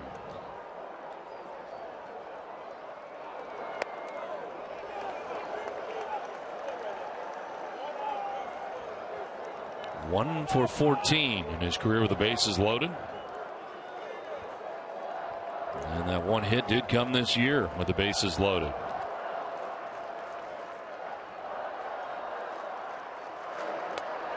That'll get in there for a strike and even the count at 1-1. Now the real battle here for Brock Holt is keep that front shoulder in against Claudio, because he's one of those guys that drops down to the side, and the natural tendency is to open up a little bit to see the baseball.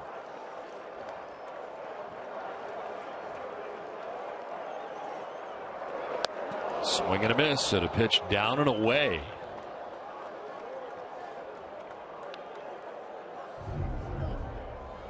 See the breaking ball, but he keeps it away from him this time, and kind of an off balance swing by Holt.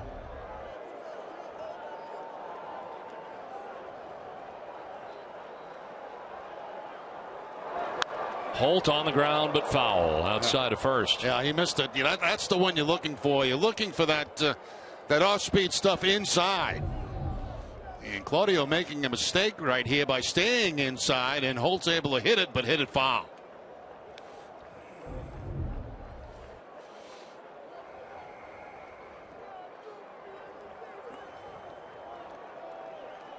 Bases filled with Red Sox. 1 out here in the 6th inning. Xander Bogaerts waiting on deck.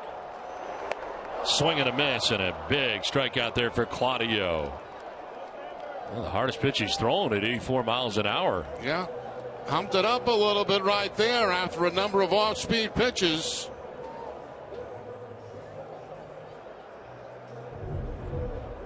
Saw a lot of breaking balls and the fastball, and picks up a huge strikeout with the bases loaded. Jeff Bannister, the manager, back out there again. The pitching change from Fenway. Rangers have a 2-1 lead.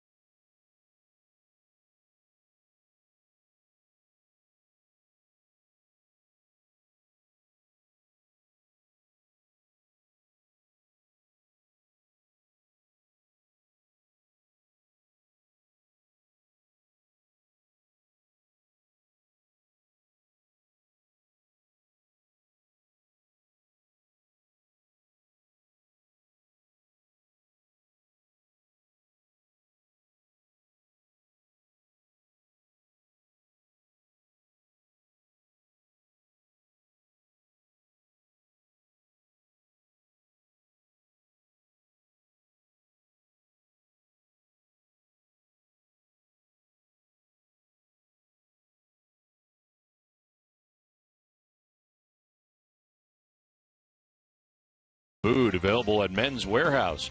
TC Eke and Steve Lyons will be joined by local boxing legend Danny O'Connor on the Yawkey Way stage. Now it's 2-1. The Rangers have the lead over the Red Sox. Red Sox threatening a big out there for Claudio. Able to strike out Brock Holt and now hands it off to Tanner Scheppers. His 7th appearance of the year. 7.50 earned run average. As many walks as strikeouts, and opponents hitting at 250 against Scheppers. Called up on Sunday from AAA Round Rock. Deals here with Xander Bogaerts, who will take strike one. A little bit harder than the last guy they featured. 95 miles an hour from Scheppers.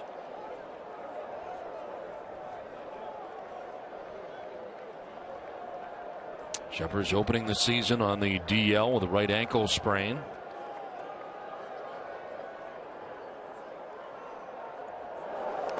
Bouncing in and a great play by Chirino. Saved a run right there to his right.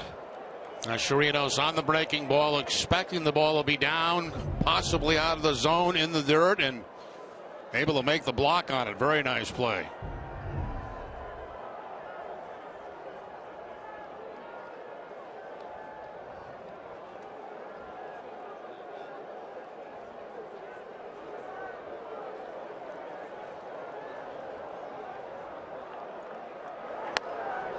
Bogaerts not chasing. 2-1.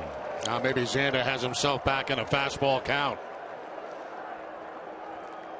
David Ortiz at third. Mike Napoli at second. Shane Victorino at first base with 2 outs here in the Boston 6th inning. Yeah, the base is loaded with 1 out. They're still loaded with 2 down. Bogaerts gets time. 4 for 17 in his career. The bases loaded. Has never hit a grand slam. 3 for 8 this year in that category. Bogaerts on a pitch up and in. It gets the bat. And he goes ducking out of the way. It's a foul ball. Yeah, he got the fastball all right, but it was up around the bat. Almost hitting Bogaerts. Probably would have hit him had it not been made contact with the bat.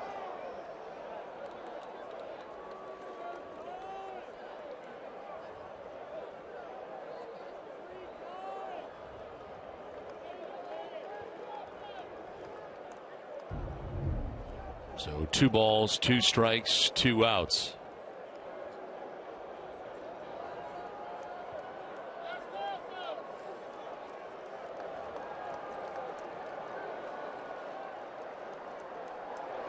Bogaerts fouls it off to the right out of play. Breaking ball that time from Scheppers. And a hanger.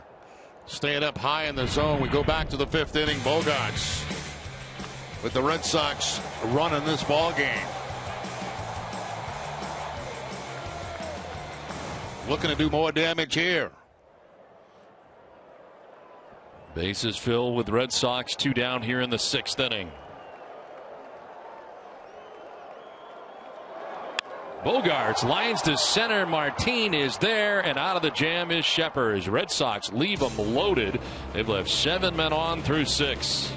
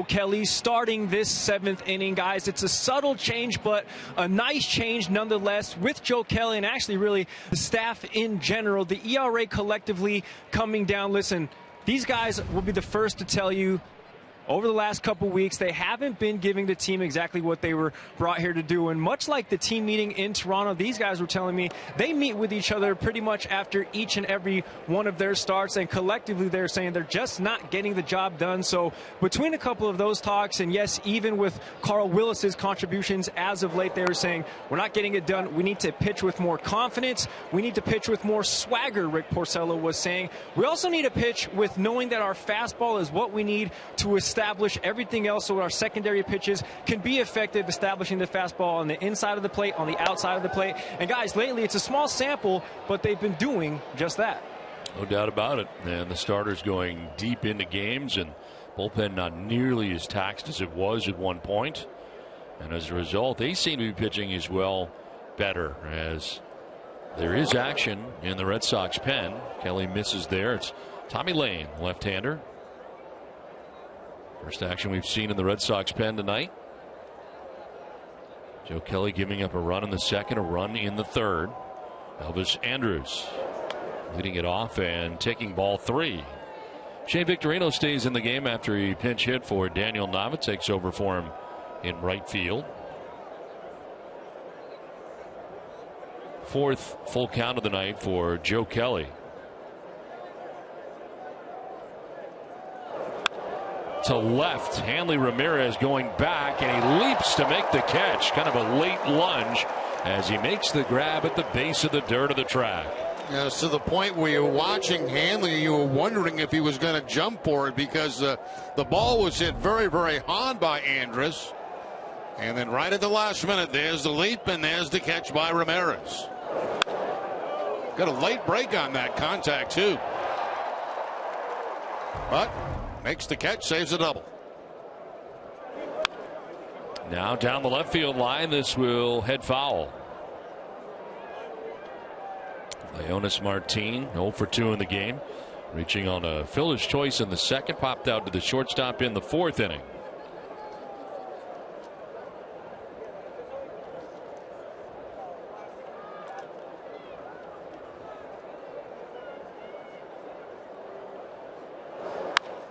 To left field, and Hanley Ramirez going back again. This one's going to grab the wall. Ramirez plays the carom and fires towards second base. Actually, no, he's going to fire off his teammate. Throw to third, and that is not in time.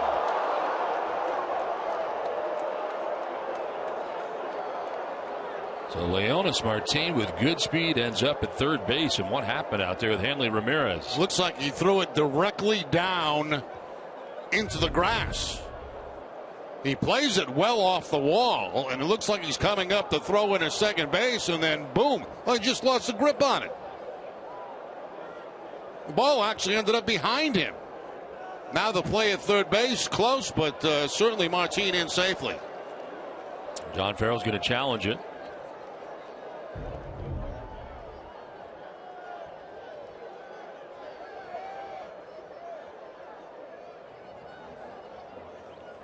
Let's take one more look at that complete play. First, Ramirez playing it off the wall when trying to throw the ball back into the infield. Just comes out of his hand.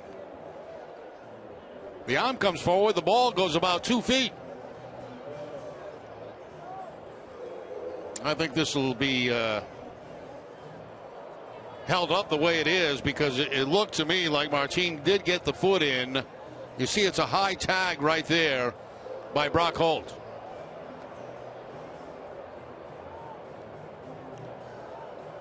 And with the umpire rotation, it is the home plate umpire, Mike Winters, who makes that call at third base. Yeah, he's in good position here to make it, too. Excellent hustle by Winters.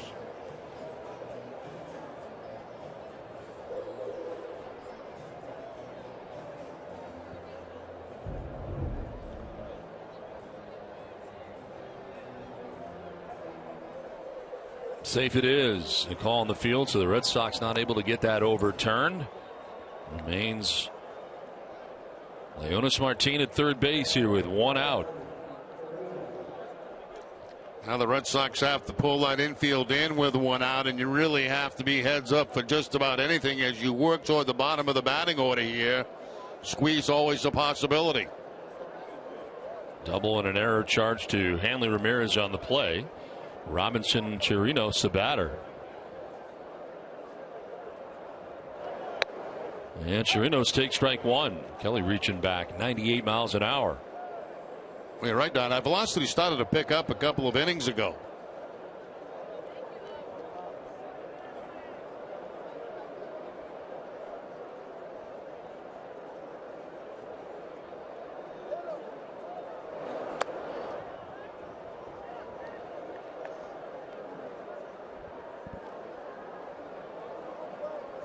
I guess also is with the speed of Martin at third base, if there is a ground ball to the infield, they would probably play contact, which means the runner at third base would go on a ground ball to the infield. That one bouncing in, and a good job by Swihart to block that. A great job by Swihart there. Saved a run. Bouncing up, hitting him right in the stomach. Next pitch here for Joe Kelly will be a hundo.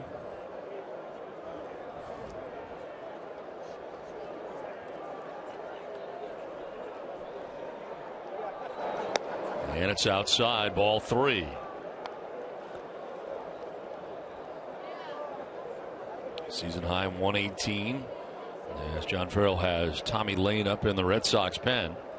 Continuing to warm here with one out, runner at third base, and a 1-run game.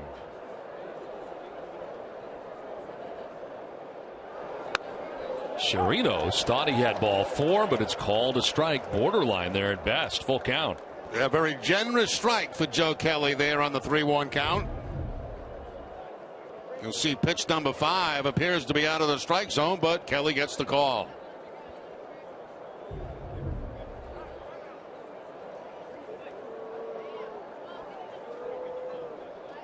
And now Swihart out to talk to Joe Kelly.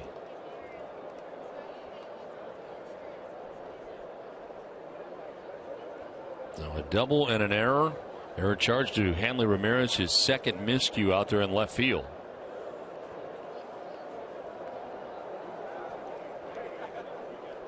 And the payoff pitch. Chirinos strikes out. Joe Kelly needed that. 96, and it was up for strikeout number 6 for Joe Kelly. That's huge. That's exactly what he needed in that situation, was the strikeout, because as I said, they were probably going to play contact on any ground ball to the infield. Chased one, really helped out Joe Kelly there by chasing the high fastball. So 2 down here in the 7th inning. Here's Tommy Field, number 9 batter, second baseman.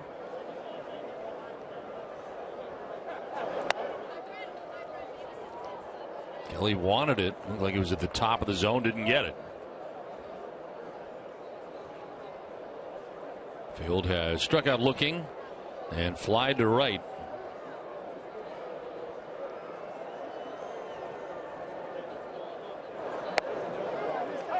Ball and a strike.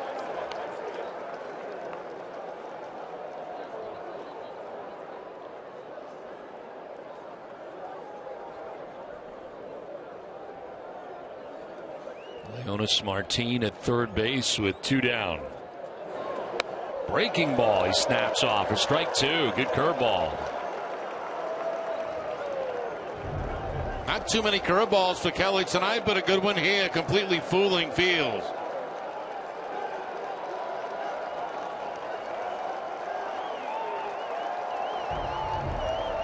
The 1-2 pitch. Not close at 97, and it's 2-2.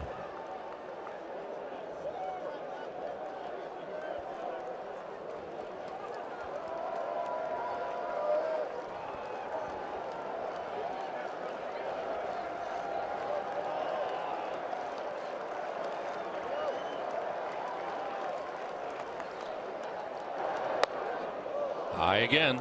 97, a little bit higher, in fact. Full count. And fatigue starting to set in. It looks like he's been underneath the last couple of pitches.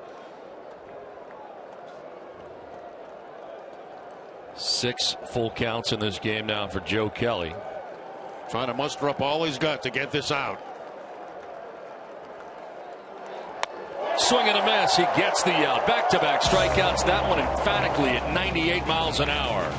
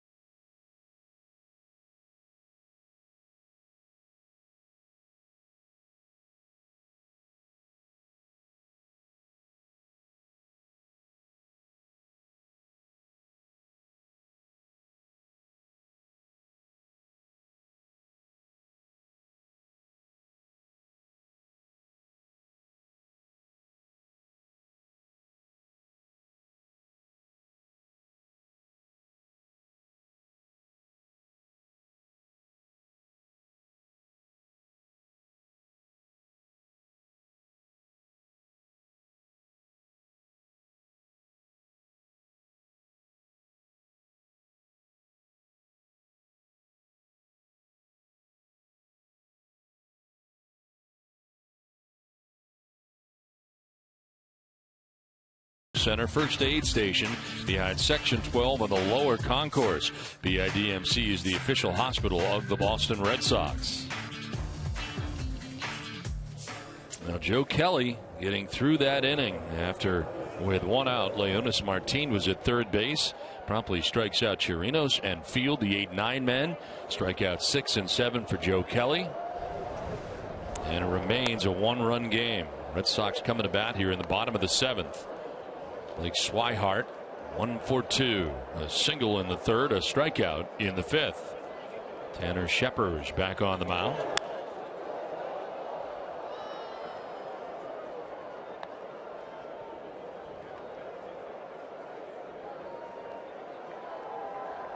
The night for Joe Kelly, doing a very good job. Another foul off to the left, out of play. Now, 2 very big strikeouts to end the 7th inning with a man at third base, and Kelly reaching back for a little bit extra and got a little bit extra for those strikeouts.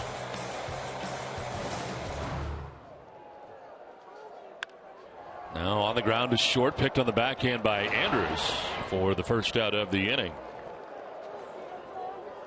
Celebrity Cruises, the official cruise line of the Red Sox. Join Red Sox legends Louis Tion, Jim Rice, and Steve Lyons, and more on January 9th as they sail to the Caribbean on Celebrity's 2016 Red Sox Fan Cruise. Space is limited. Call 1-888-727-4907 or contact your travel agent today.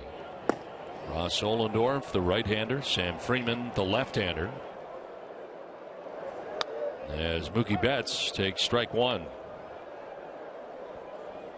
Betts has flied out 3 times to the center fielder Leonis Martin.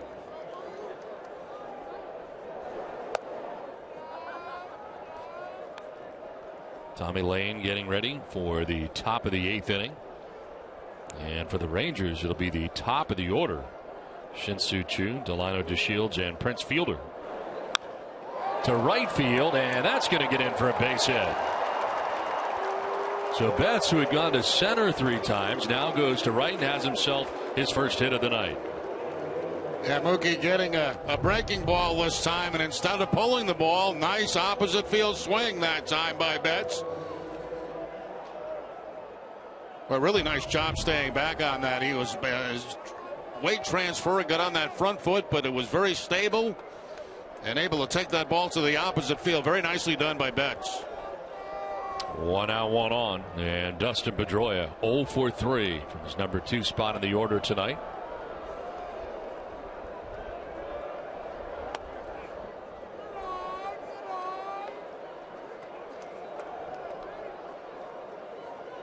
Pedroia has struck out swinging, fouled out to third, fouled out to first.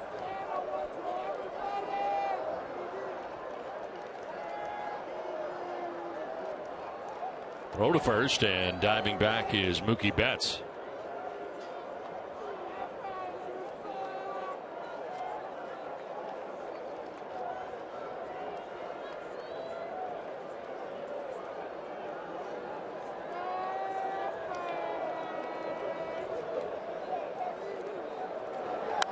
Foul back. The pitch it was up, a fastball that was up, 1-1.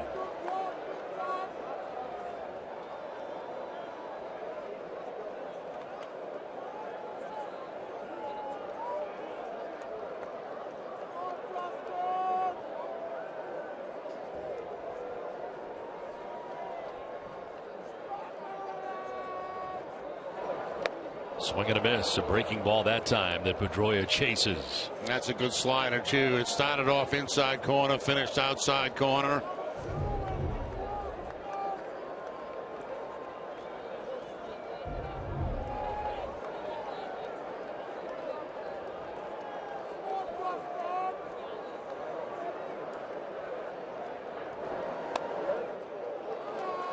Close pitch, 2-2. Tried the same pitch that time, the slider again, but that time elevates it a little bit.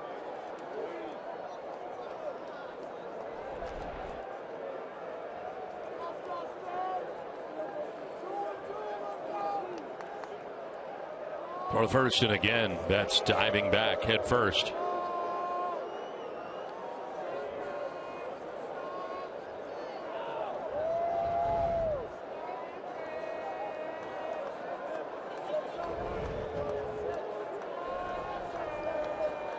Red Sox have left 7 men on base through the first 6 innings. This will get away, and Betts will get to second base, maybe beyond. He is going to pull it up around second base as Chirinos went back to get it, and Betts was going to go as hard as he could and then looked up to find out that he needed to stop, but got a good burst of speed. That's a good way to run the bases if you're Mookie Betts. You see the ball bounce high and you know that possibly I could end up at third base. Now if you're just jogging to second base, you got no chance. Interesting the way he took that turn at second base, like he was going to go to third. Yeah, and then he wisely looked up and saw the fact that he was not going to be able to make it and held up. Now a payoff pitch to Pedroia. And Dustin reaches out, lifts a fly ball to short right. Shin-Soo Choo is there to make the catch for the second out. And Pedroia 0 for 4 in this game tonight. I remind you to tune in to Red Sox Friday Night Fenway, presented by Budweiser, Friday at 5:30. Be sure to visit the Baseball Tavern before every Red Sox game in May for a chance to be selected as the Budweiser Fan of the Game. Fans 21 and over can participate. Budweiser, brewed the hard way. Great times are waiting. Grab some buds. Now this is going to be interesting. Do they pitch to Ortiz at first base? Now normally you don't walk the potential winning run or go-ahead run to put him on base, but yes, they are going to walk Ortiz with first base open.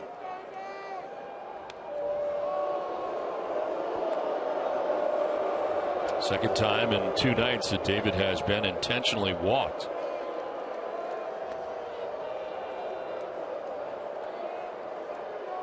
Jeff Bannister taking no chances with Big Papi.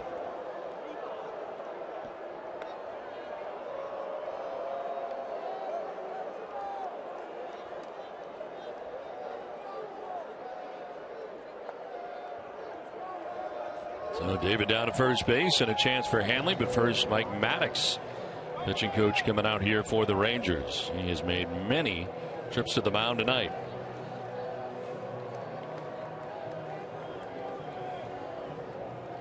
Now check out the new family 4-packs for Red Sox games June 1st through June 3rd. It's part of the special offer. You get 4 tickets, 4 hot dogs, and 4 sodas for just $75. Visit redsox.com/family 4-packs to buy your tickets today. First and second, 2 down here in the 7th inning, and Hanley Ramirez coming up. Another opportunity for the Red Sox. They left runners at second and third in the 4th. They left the bases loaded in the 6th inning.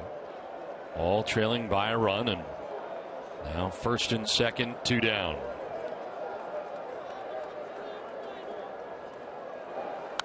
Hanley fouls the first pitch back. Fastball. He gets up and in. Yeah, again, you know, the fastball inside to Ramirez, and not a good hitting position right there with that pitch. That pitch was up. It was probably a strike, but it was not a good pitch to hit.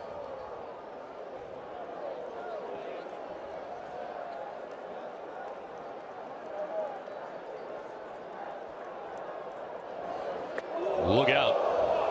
Grabs the attention of Hanley. This time in, even a little bit closer to Ramirez.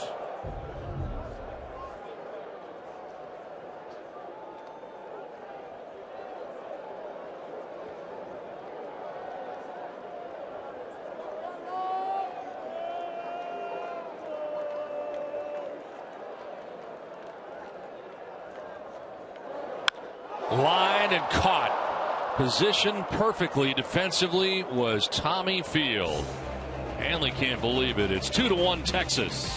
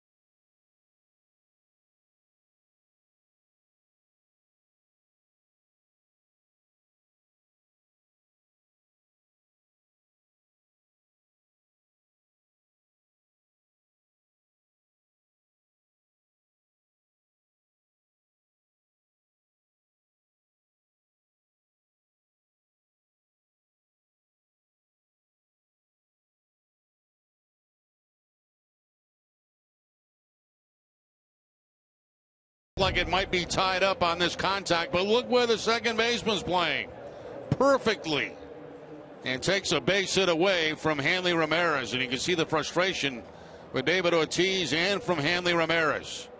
Made good, solid, hot contact, a line drive, but Field was right there. Now a new pitcher on here for the Red Sox in the 8th inning. Tommy Lane's 13th appearance, 0-1. 3.27 earned run average. Struck out 8, walked 4, and opponents hitting at 211 against Lane. Top of the Rangers order, Shin-Soo Choo. And Delino DeShields, Prince Fielder. Anybody gets on, Adrian Beltre will have a chance.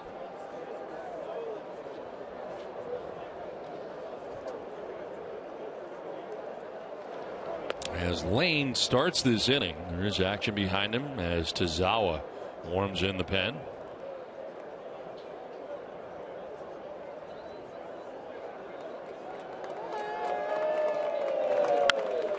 Liner to left. Ramirez will make the catch. His first step was in, then he had to make a late lunge, but he makes the catch on a hard line drive. Well, it certainly was not pretty, but at least effective. See that ball slicing away from Ramirez in left field.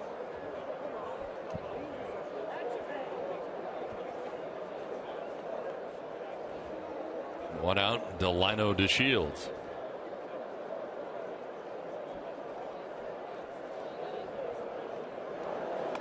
Bunt bid, and he almost got hit. And charging in from third was Brock Holt.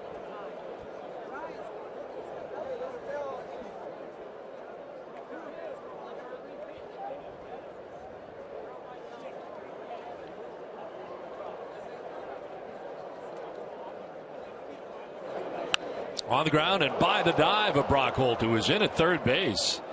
Over to plate is Hanley Ramirez as DeShields heads for second base. Throw will be off the mark, and DeShields got himself a double. So he shows bunt, grabs the attention of Holt, who is in at the lip of the grass at third. Then he drives a double by him down there at third. Yeah, that's really what you try to do. I mean, if you got that kind of speed and bunting ability, you cause those third basemen and first basemen to play in and then try to slap it by him. And that's exactly what DeShields does. Picks up a double. Now you got Fielder and Beltre coming up with a runner in scoring position.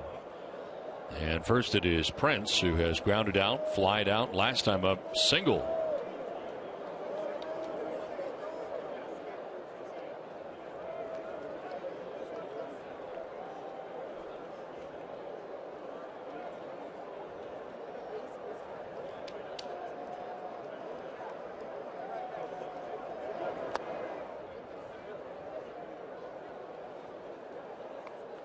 Rangers have their pen busy. Ross Ohlendorf up in the pen. They've been up earlier.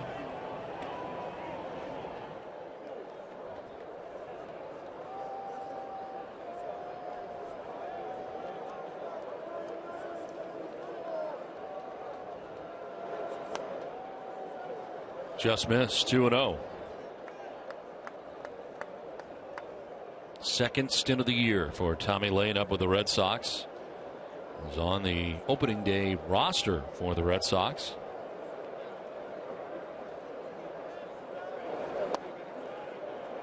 And falling behind 3-0. Got no fastball, not giving in to Fielder on the 2-0 count. Goes with the breaking ball, and I wouldn't be surprised if Prince had the green light 3-0. He may get a fastball.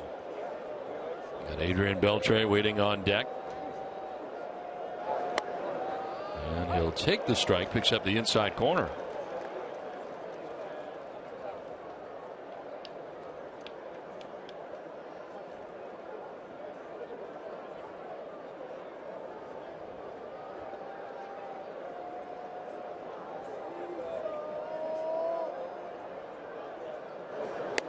Swing and a miss. Fastball down and into him. Full count.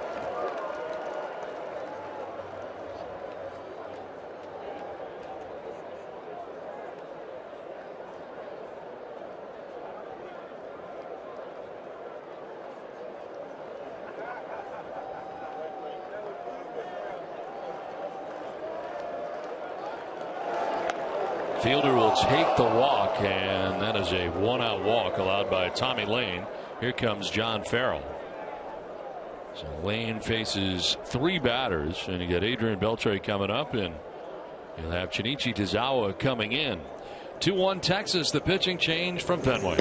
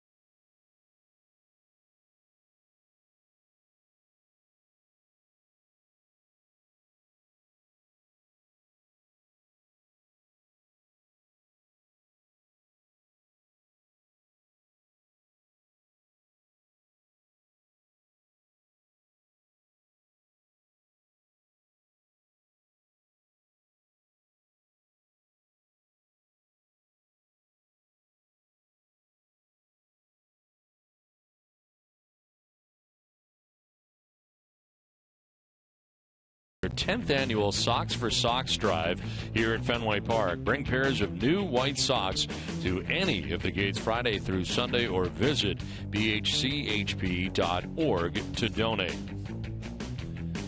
2-1, the Texas Rangers have the lead over the Red Sox. One out here in the top half of the 8th inning. Adam Rosales running at first base now for Prince Fielder, who is done for the night after his walk with one out. New Red Sox pitcher Shinichi Tozawa into his 21st game of the year, 0-1 with a 1.47 earned run average, 16 strikeouts to 4 walks, and opponents hitting at 197 against Tozawa. Picked up his 8th hold of the season with a perfect 8th inning with 2 strikeouts last night against the Rangers in 1 inning of work. And strung together 8 scoreless appearances since May the 4th. That's over 6 2/3 innings. Opponents hitting at 136 during that time, and the opposition 3 for 22 against Tozawa during that time. 2 on 1 away, and Adrian Beltre the batter.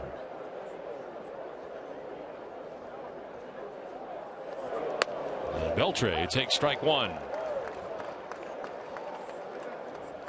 2 for 7 with a home run. Has struck out a couple times against Tozawa.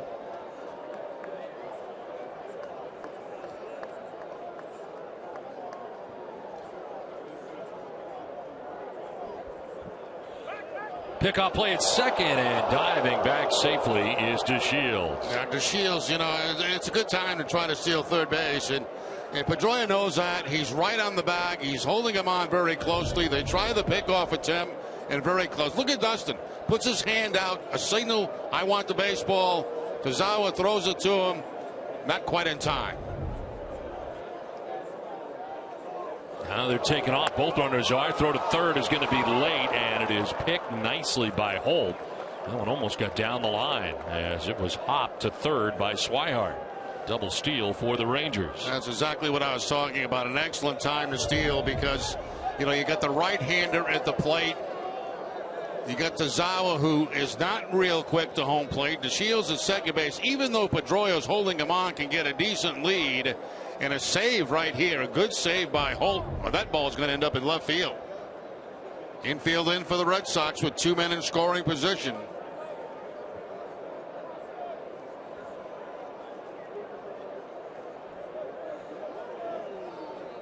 The 1-1 pitch. Swing and a miss. Elevated the fastball, and it's 1-2. Let's see if they stay upstairs, because that's where they've been able to get Beltre out tonight. He's got a couple of singles, but the strikeout came on a high fastball. Or does he try to change eye level with the splitter?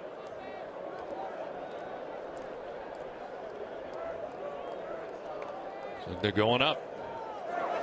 And he chases up at 95 miles an hour. Could be much higher than that. No. That's twice now. Twice in a row they've got ahead of Beltre, and they've gone upstairs out of the strike zone with the fastball. So a huge strikeout there for Tozawa. That was up by his eyes. That was really high. Very high.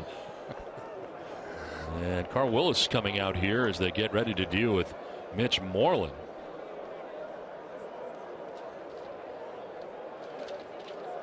Well, tomorrow at 6:30, don't miss Red Sox Game Day Live presented by DCU. TC Eck and Steve Lyons will be joined by Red Sox legend Louis Tion. DCU, Digital Federal Credit Union. What can DCU save you?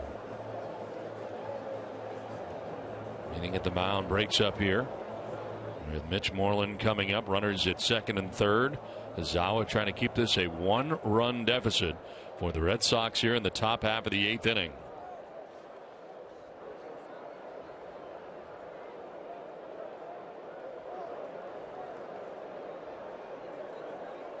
Moreland 1 for 3. Single to center back in the second inning.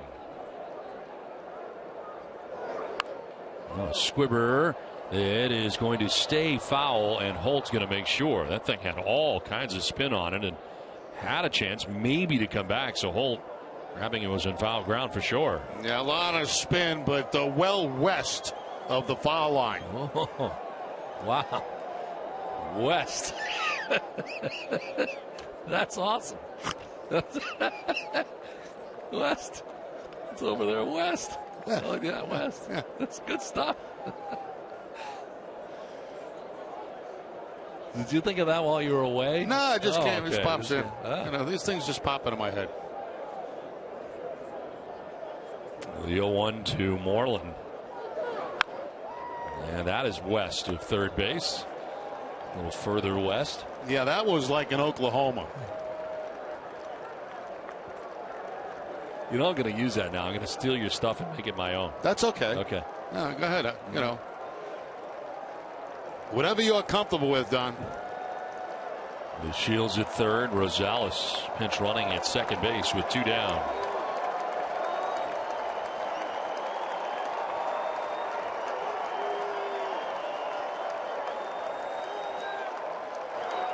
Moreland strikes out, and Tazawa gets the job done. He strikes out both Rangers that he faces. Still 2-1 Texas.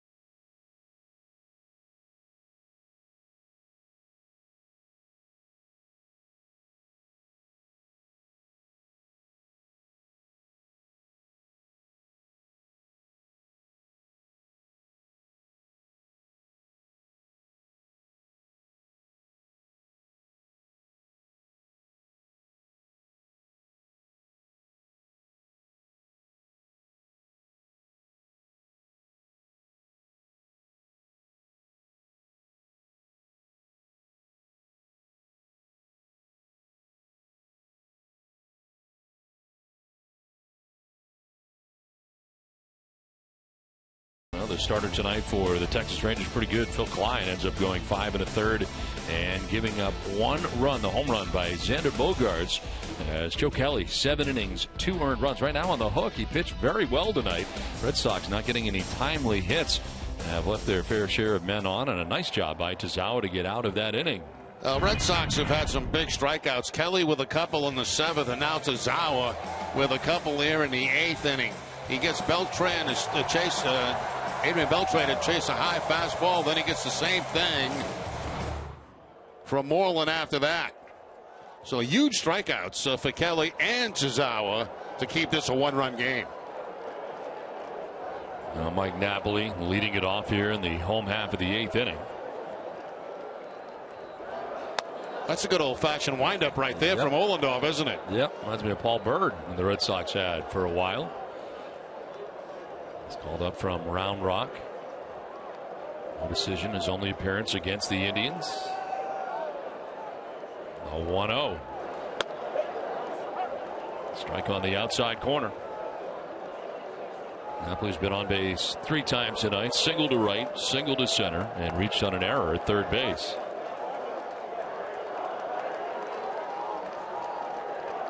Outfield deep and straight away. On the outside corner. There's action of the Red Sox pen. Matt Barnes, the right-hander, up.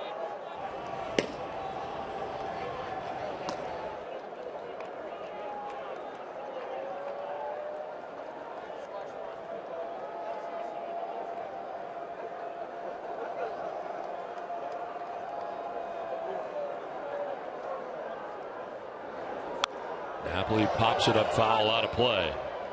Take a look at a couple of swings from Napoli earlier in the ballgame. The first one's going to go to the opposite field, and you can see the plant leg down, the closed front foot. The backside's gone a little bit, but the bat stays in a pretty good position to take the ball the other way. And this time the hands come inside the baseball, as you can see, and that's the one he drove up the middle for the base hit.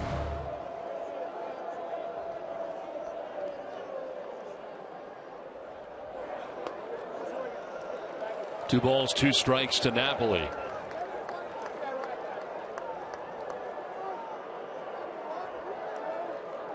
Victorino, then Holt. 5, 6, and 7 here for the Red Sox.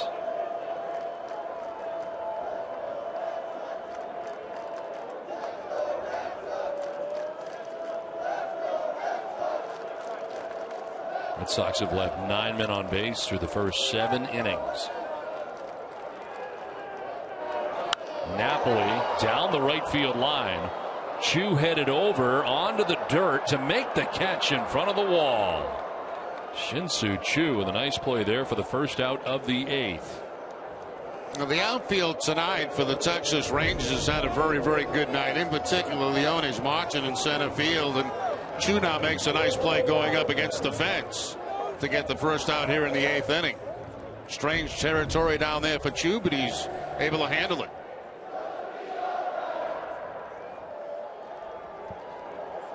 Martin trying to figure out where they want him to play out there in center field. With 1 out now in the bottom of the 8th inning. Here is Shane Victorino. Pinch hit for Daniel Nava in the 6th inning and single to left field. That was the inning the Red Sox left the bases loaded.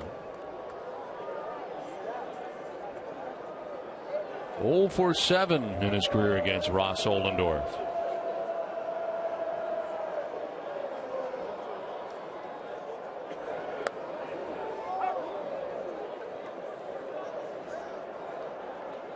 Phil Klein started this game in 5 1/3 innings, giving up 1 run. Still with a chance for victory here tonight. 1-1. Strike 2.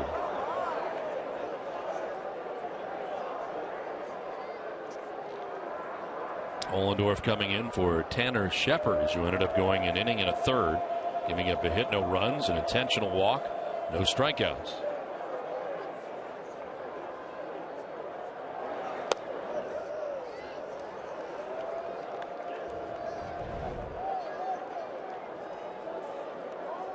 This has to be one of the most unique windups in baseball.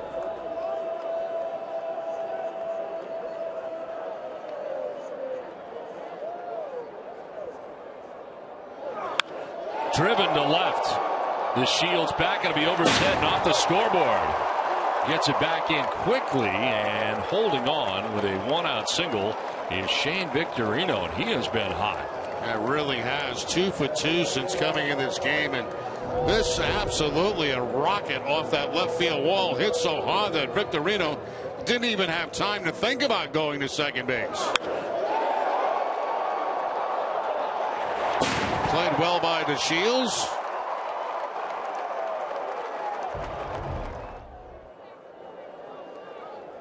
One out, one on, and Brock Holt coming up. 0 for 3 in the game, and he's been up in some big spots in this game. Was up with 2 outs, runners at second and third in the 4th, popped out. Bases loaded, 1 out in the 6th, struck out. Now batting with 1 out and 1 on. Red Sox 1 for 6 with runners in scoring position in the game tonight.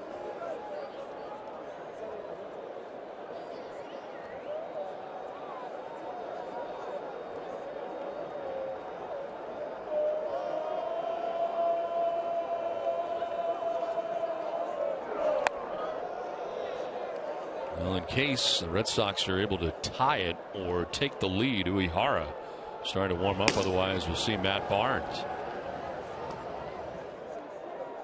6, 7, and 8 for the Texas Rangers. Andrus, Martin, and Chirinos, the catcher, on the ground foul.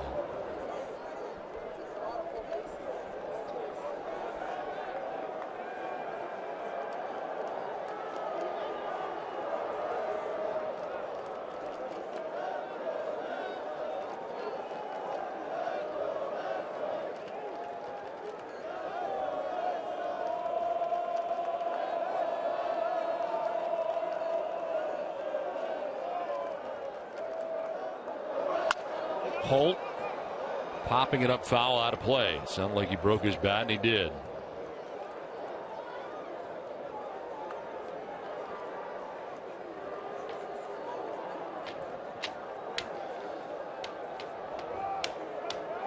Don Orsillo, Jerry Remy, Gary Streisky from Fenway Park. It's game 2, the 3-game series between the Red Sox and the Texas Rangers.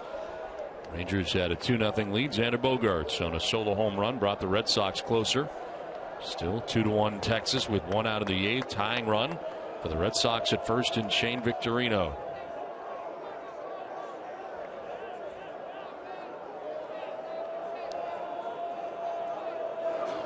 On the ground right side, Field will go to second for 1, and that's all they'll get. And made sure to get that 1, and Holt will reach it first with now 2 down.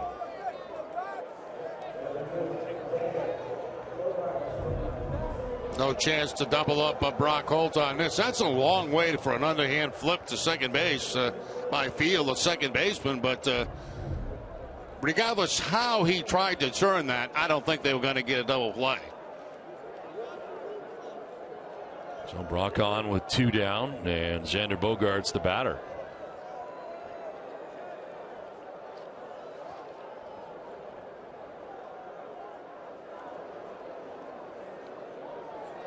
Xander had gone 71 at bats in between home runs. And a swing and a miss. Fastball up and away.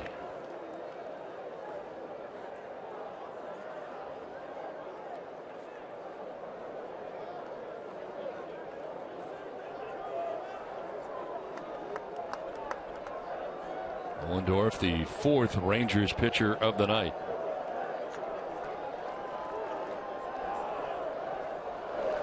Swing and a miss, 0-2.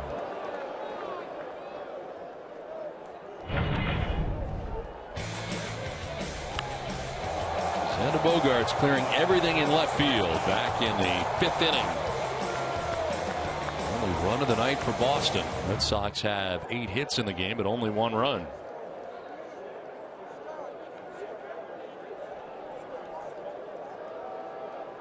Holt held on by Mitch Moreland at first base. And a swing and a miss. Got away from the catcher Chirinos. She'll throw down to first base for the out. A strikeout by Ohlendorf. To the 9th we go. 2-1 Texas.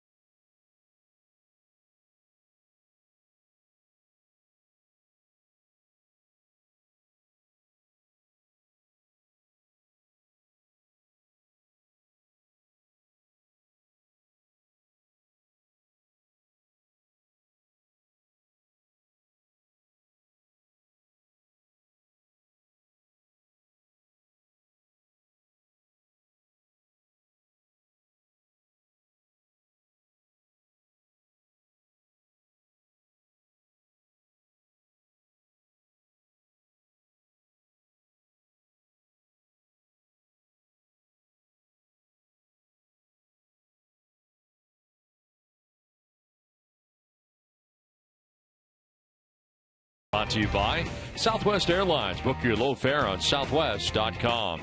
Your local Subaru dealers. Sullivan Tire and Auto Service. Thank you, New England, for 60 great years. Nissan. Get the Nissan's ride of your life for exciting performance and bonus cash. Shop ChooseNissan.com. Plain Ridge Park Casino coming June 24th, the closest casino to Boston. And by the Kia Sorrento. Ninth inning back in Boston and at Fenway Park, where the Rangers hold a 2-1 lead.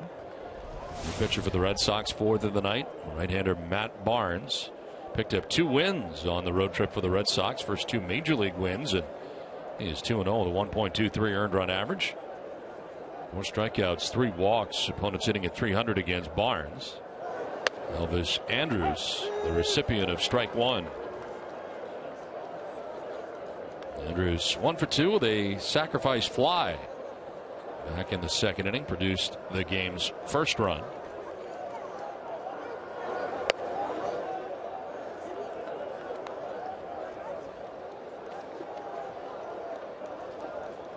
More action for the Rangers. Sean Tollison.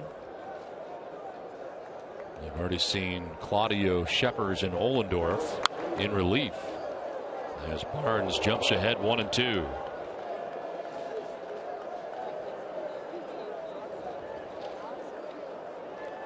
Now again, right now the Rangers bullpen by committee, closer by committee. Saw Neftali Feliz come into the game in the 7th inning last night, and he's not getting ready in the pen, as you saw. Well, you saw Sean Tollison warming up. He has made 122 career major league appearances without a save opportunity. Last blown save for Feliz against the Indians at home in Texas over the weekend, and the Rangers after that said we're going to go in a different direction for a while.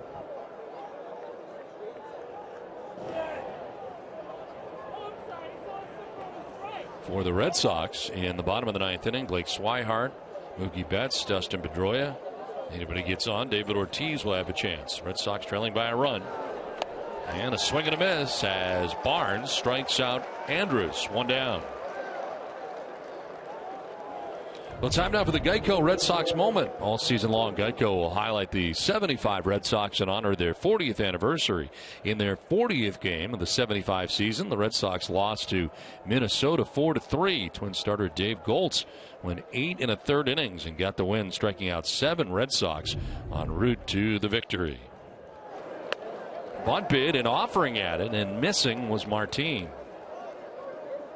Trying to drop that one down the third base line, but Holt was certainly ready. He was playing in tight and charging hard as soon as that bunt motion was made by Martin. Now a fly ball to right. Victorino started back. Now he's going to come in and is there to make the catch for the second out of the 9th. The T-Mobile game-changing performance.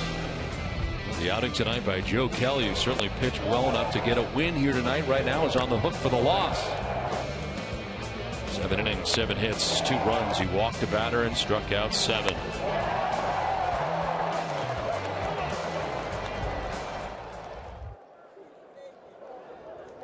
Two down in the 9th. Robinson Chirinos. It's a fly ball out to right center field. Victorino will run back and make the catch. And Mookie Betts alongside. A 1-2-3 9th for Barnes. Red Sox need a run to tie.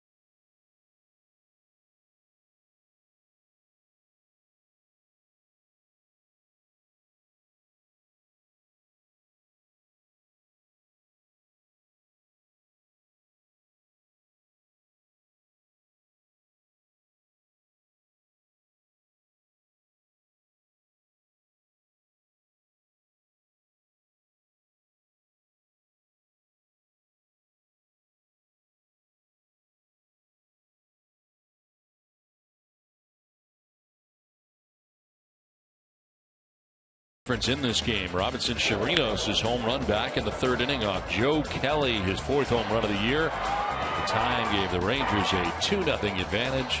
It's holding up right now 2-1 as we head to the bottom of the ninth inning. New pitcher for the Rangers, trying to get his first save of his career. Sean Tollison, 18th appearance, 1-0, 3.63 earned run average. Certainly good strikeout numbers. 24 strikeouts and 17 and a third, only 3 walks. So he gets his chance as the closer for the Rangers. Blake Swihart leading it off here in the bottom of the ninth inning.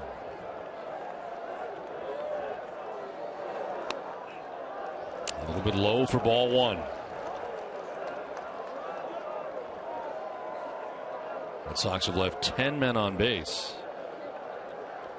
There's Neftali Feliz looking on from the bullpen. His job no longer. At least not for now. Ball and a strike.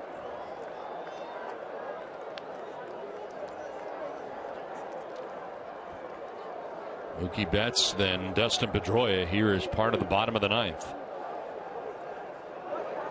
Swihart changed his mind in the middle, goes around.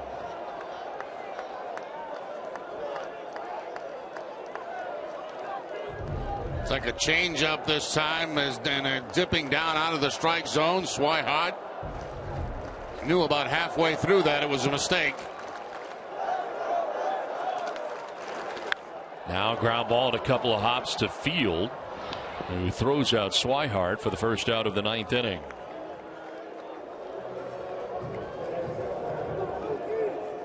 And up comes Mookie Betts.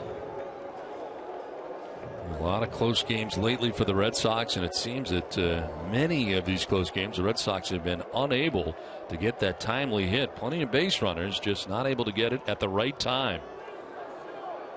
Saw it a few times on the West Coast road trip and here tonight.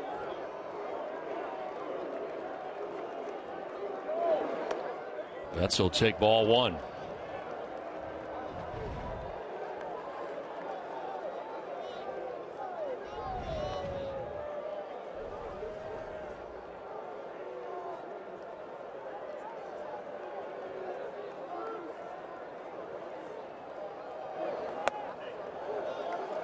Ball two.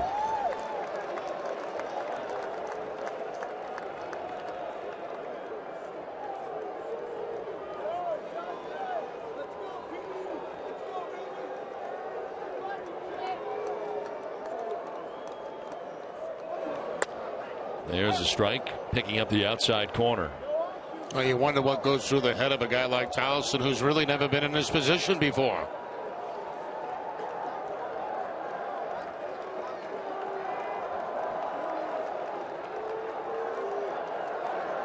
Betts lines one towards right center field. That will get down. Over quickly to cut it off is Chu.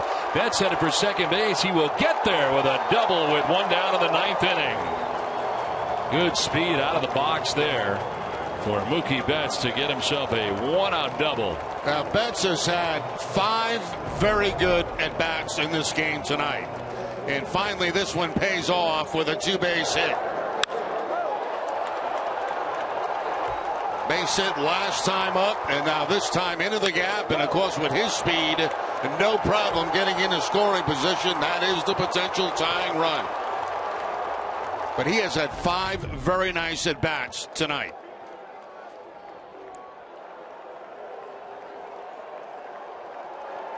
One out, Betts at second base representing the tying run, and here's Pedroia, who's had a night of frustrations at the plate. 0 for 4.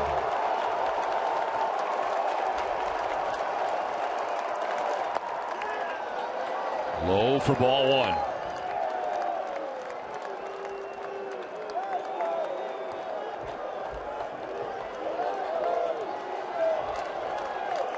David Ortiz on deck.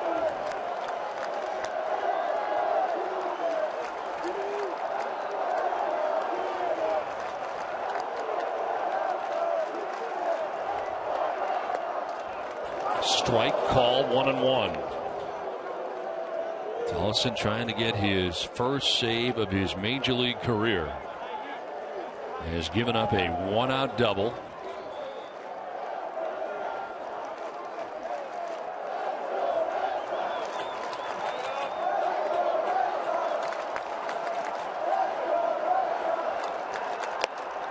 And he falls behind Pedroia, 2-1.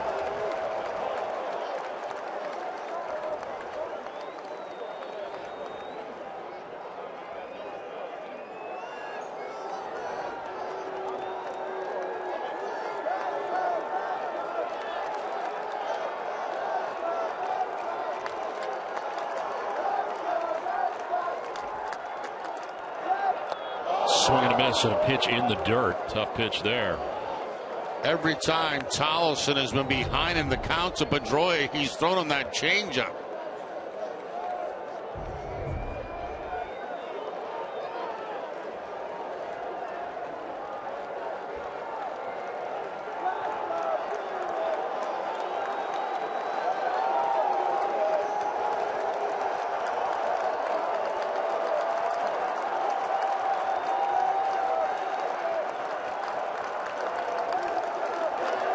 Pedroia to left field, struck well. Back goes to Shields onto the track, makes the catch and bangs into the wall.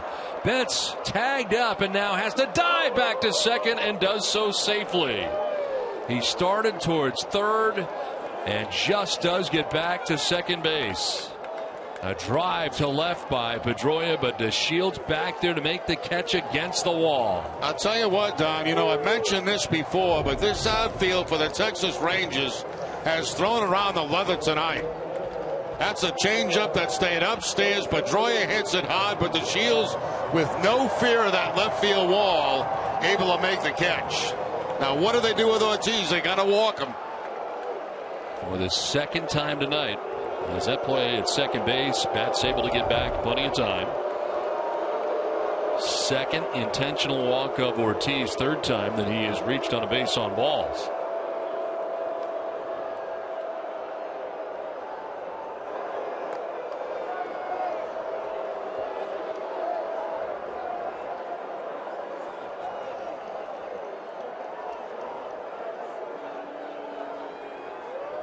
Worked last time for Jeff Bannister as they get Hanley Ramirez to line out sharply to Tommy Field at second base, who's aligned perfectly defensively. As David will make his way down to first base. You see Ortiz encouraging on Hanley Ramirez. Ramirez last time hit a bullet up the middle, but Field was standing right there at second base. Last time out for Hanley Ramirez, a line shot, but look where the second baseman's playing. Looked like that was going to tie the game, but he's right there. So Tollefson getting 2 outs here in the ninth inning. They intentionally walk Ortiz. 2 on, 2 down, and Hanley Ramirez coming up here when this meeting breaks up, and Mike Winters, home plate umpire, out there to break it up.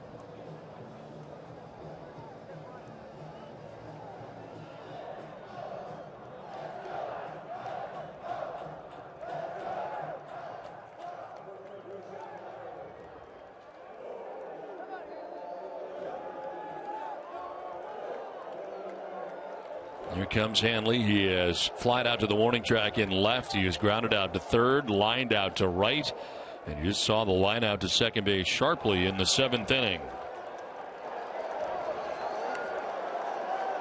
Tying run at second, winning run at first with 2 outs in the 9th.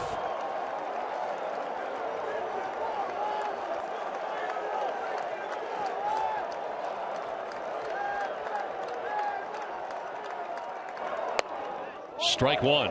Hanley hates it.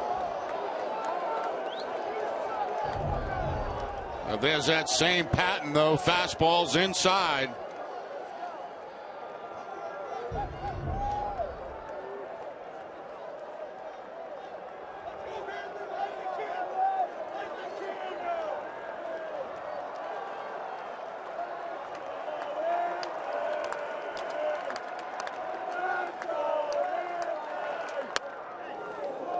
Ball one. This thing at 94 miles an hour and evening the count at 1-1.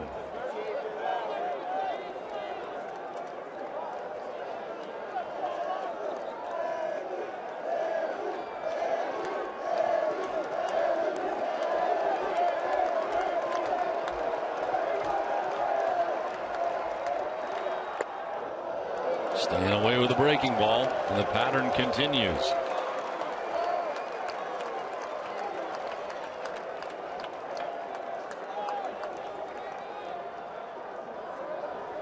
Red Sox trailing by a run with 2 outs here in the bottom of the 9th inning. Tying run at second, winning run at first.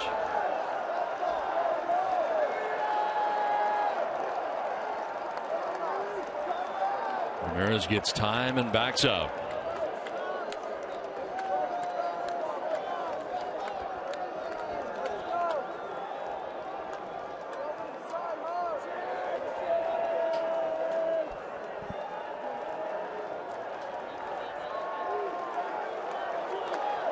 Wants to go back inside again with the fastball.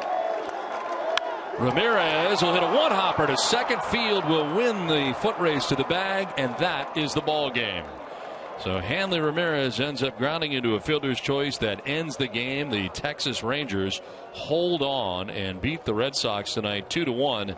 The Red Sox just could not get a timely hit in tonight's ball game, as the Red Sox end up out hitting the Rangers 9-8 in this ball game. But both teams have won a game in this 3-game series, as the Red Sox drop this one, and nothing but frustration for a lot of the Red Sox here tonight. Again, the Rangers win it 2-1 as we send it to Tom Caron.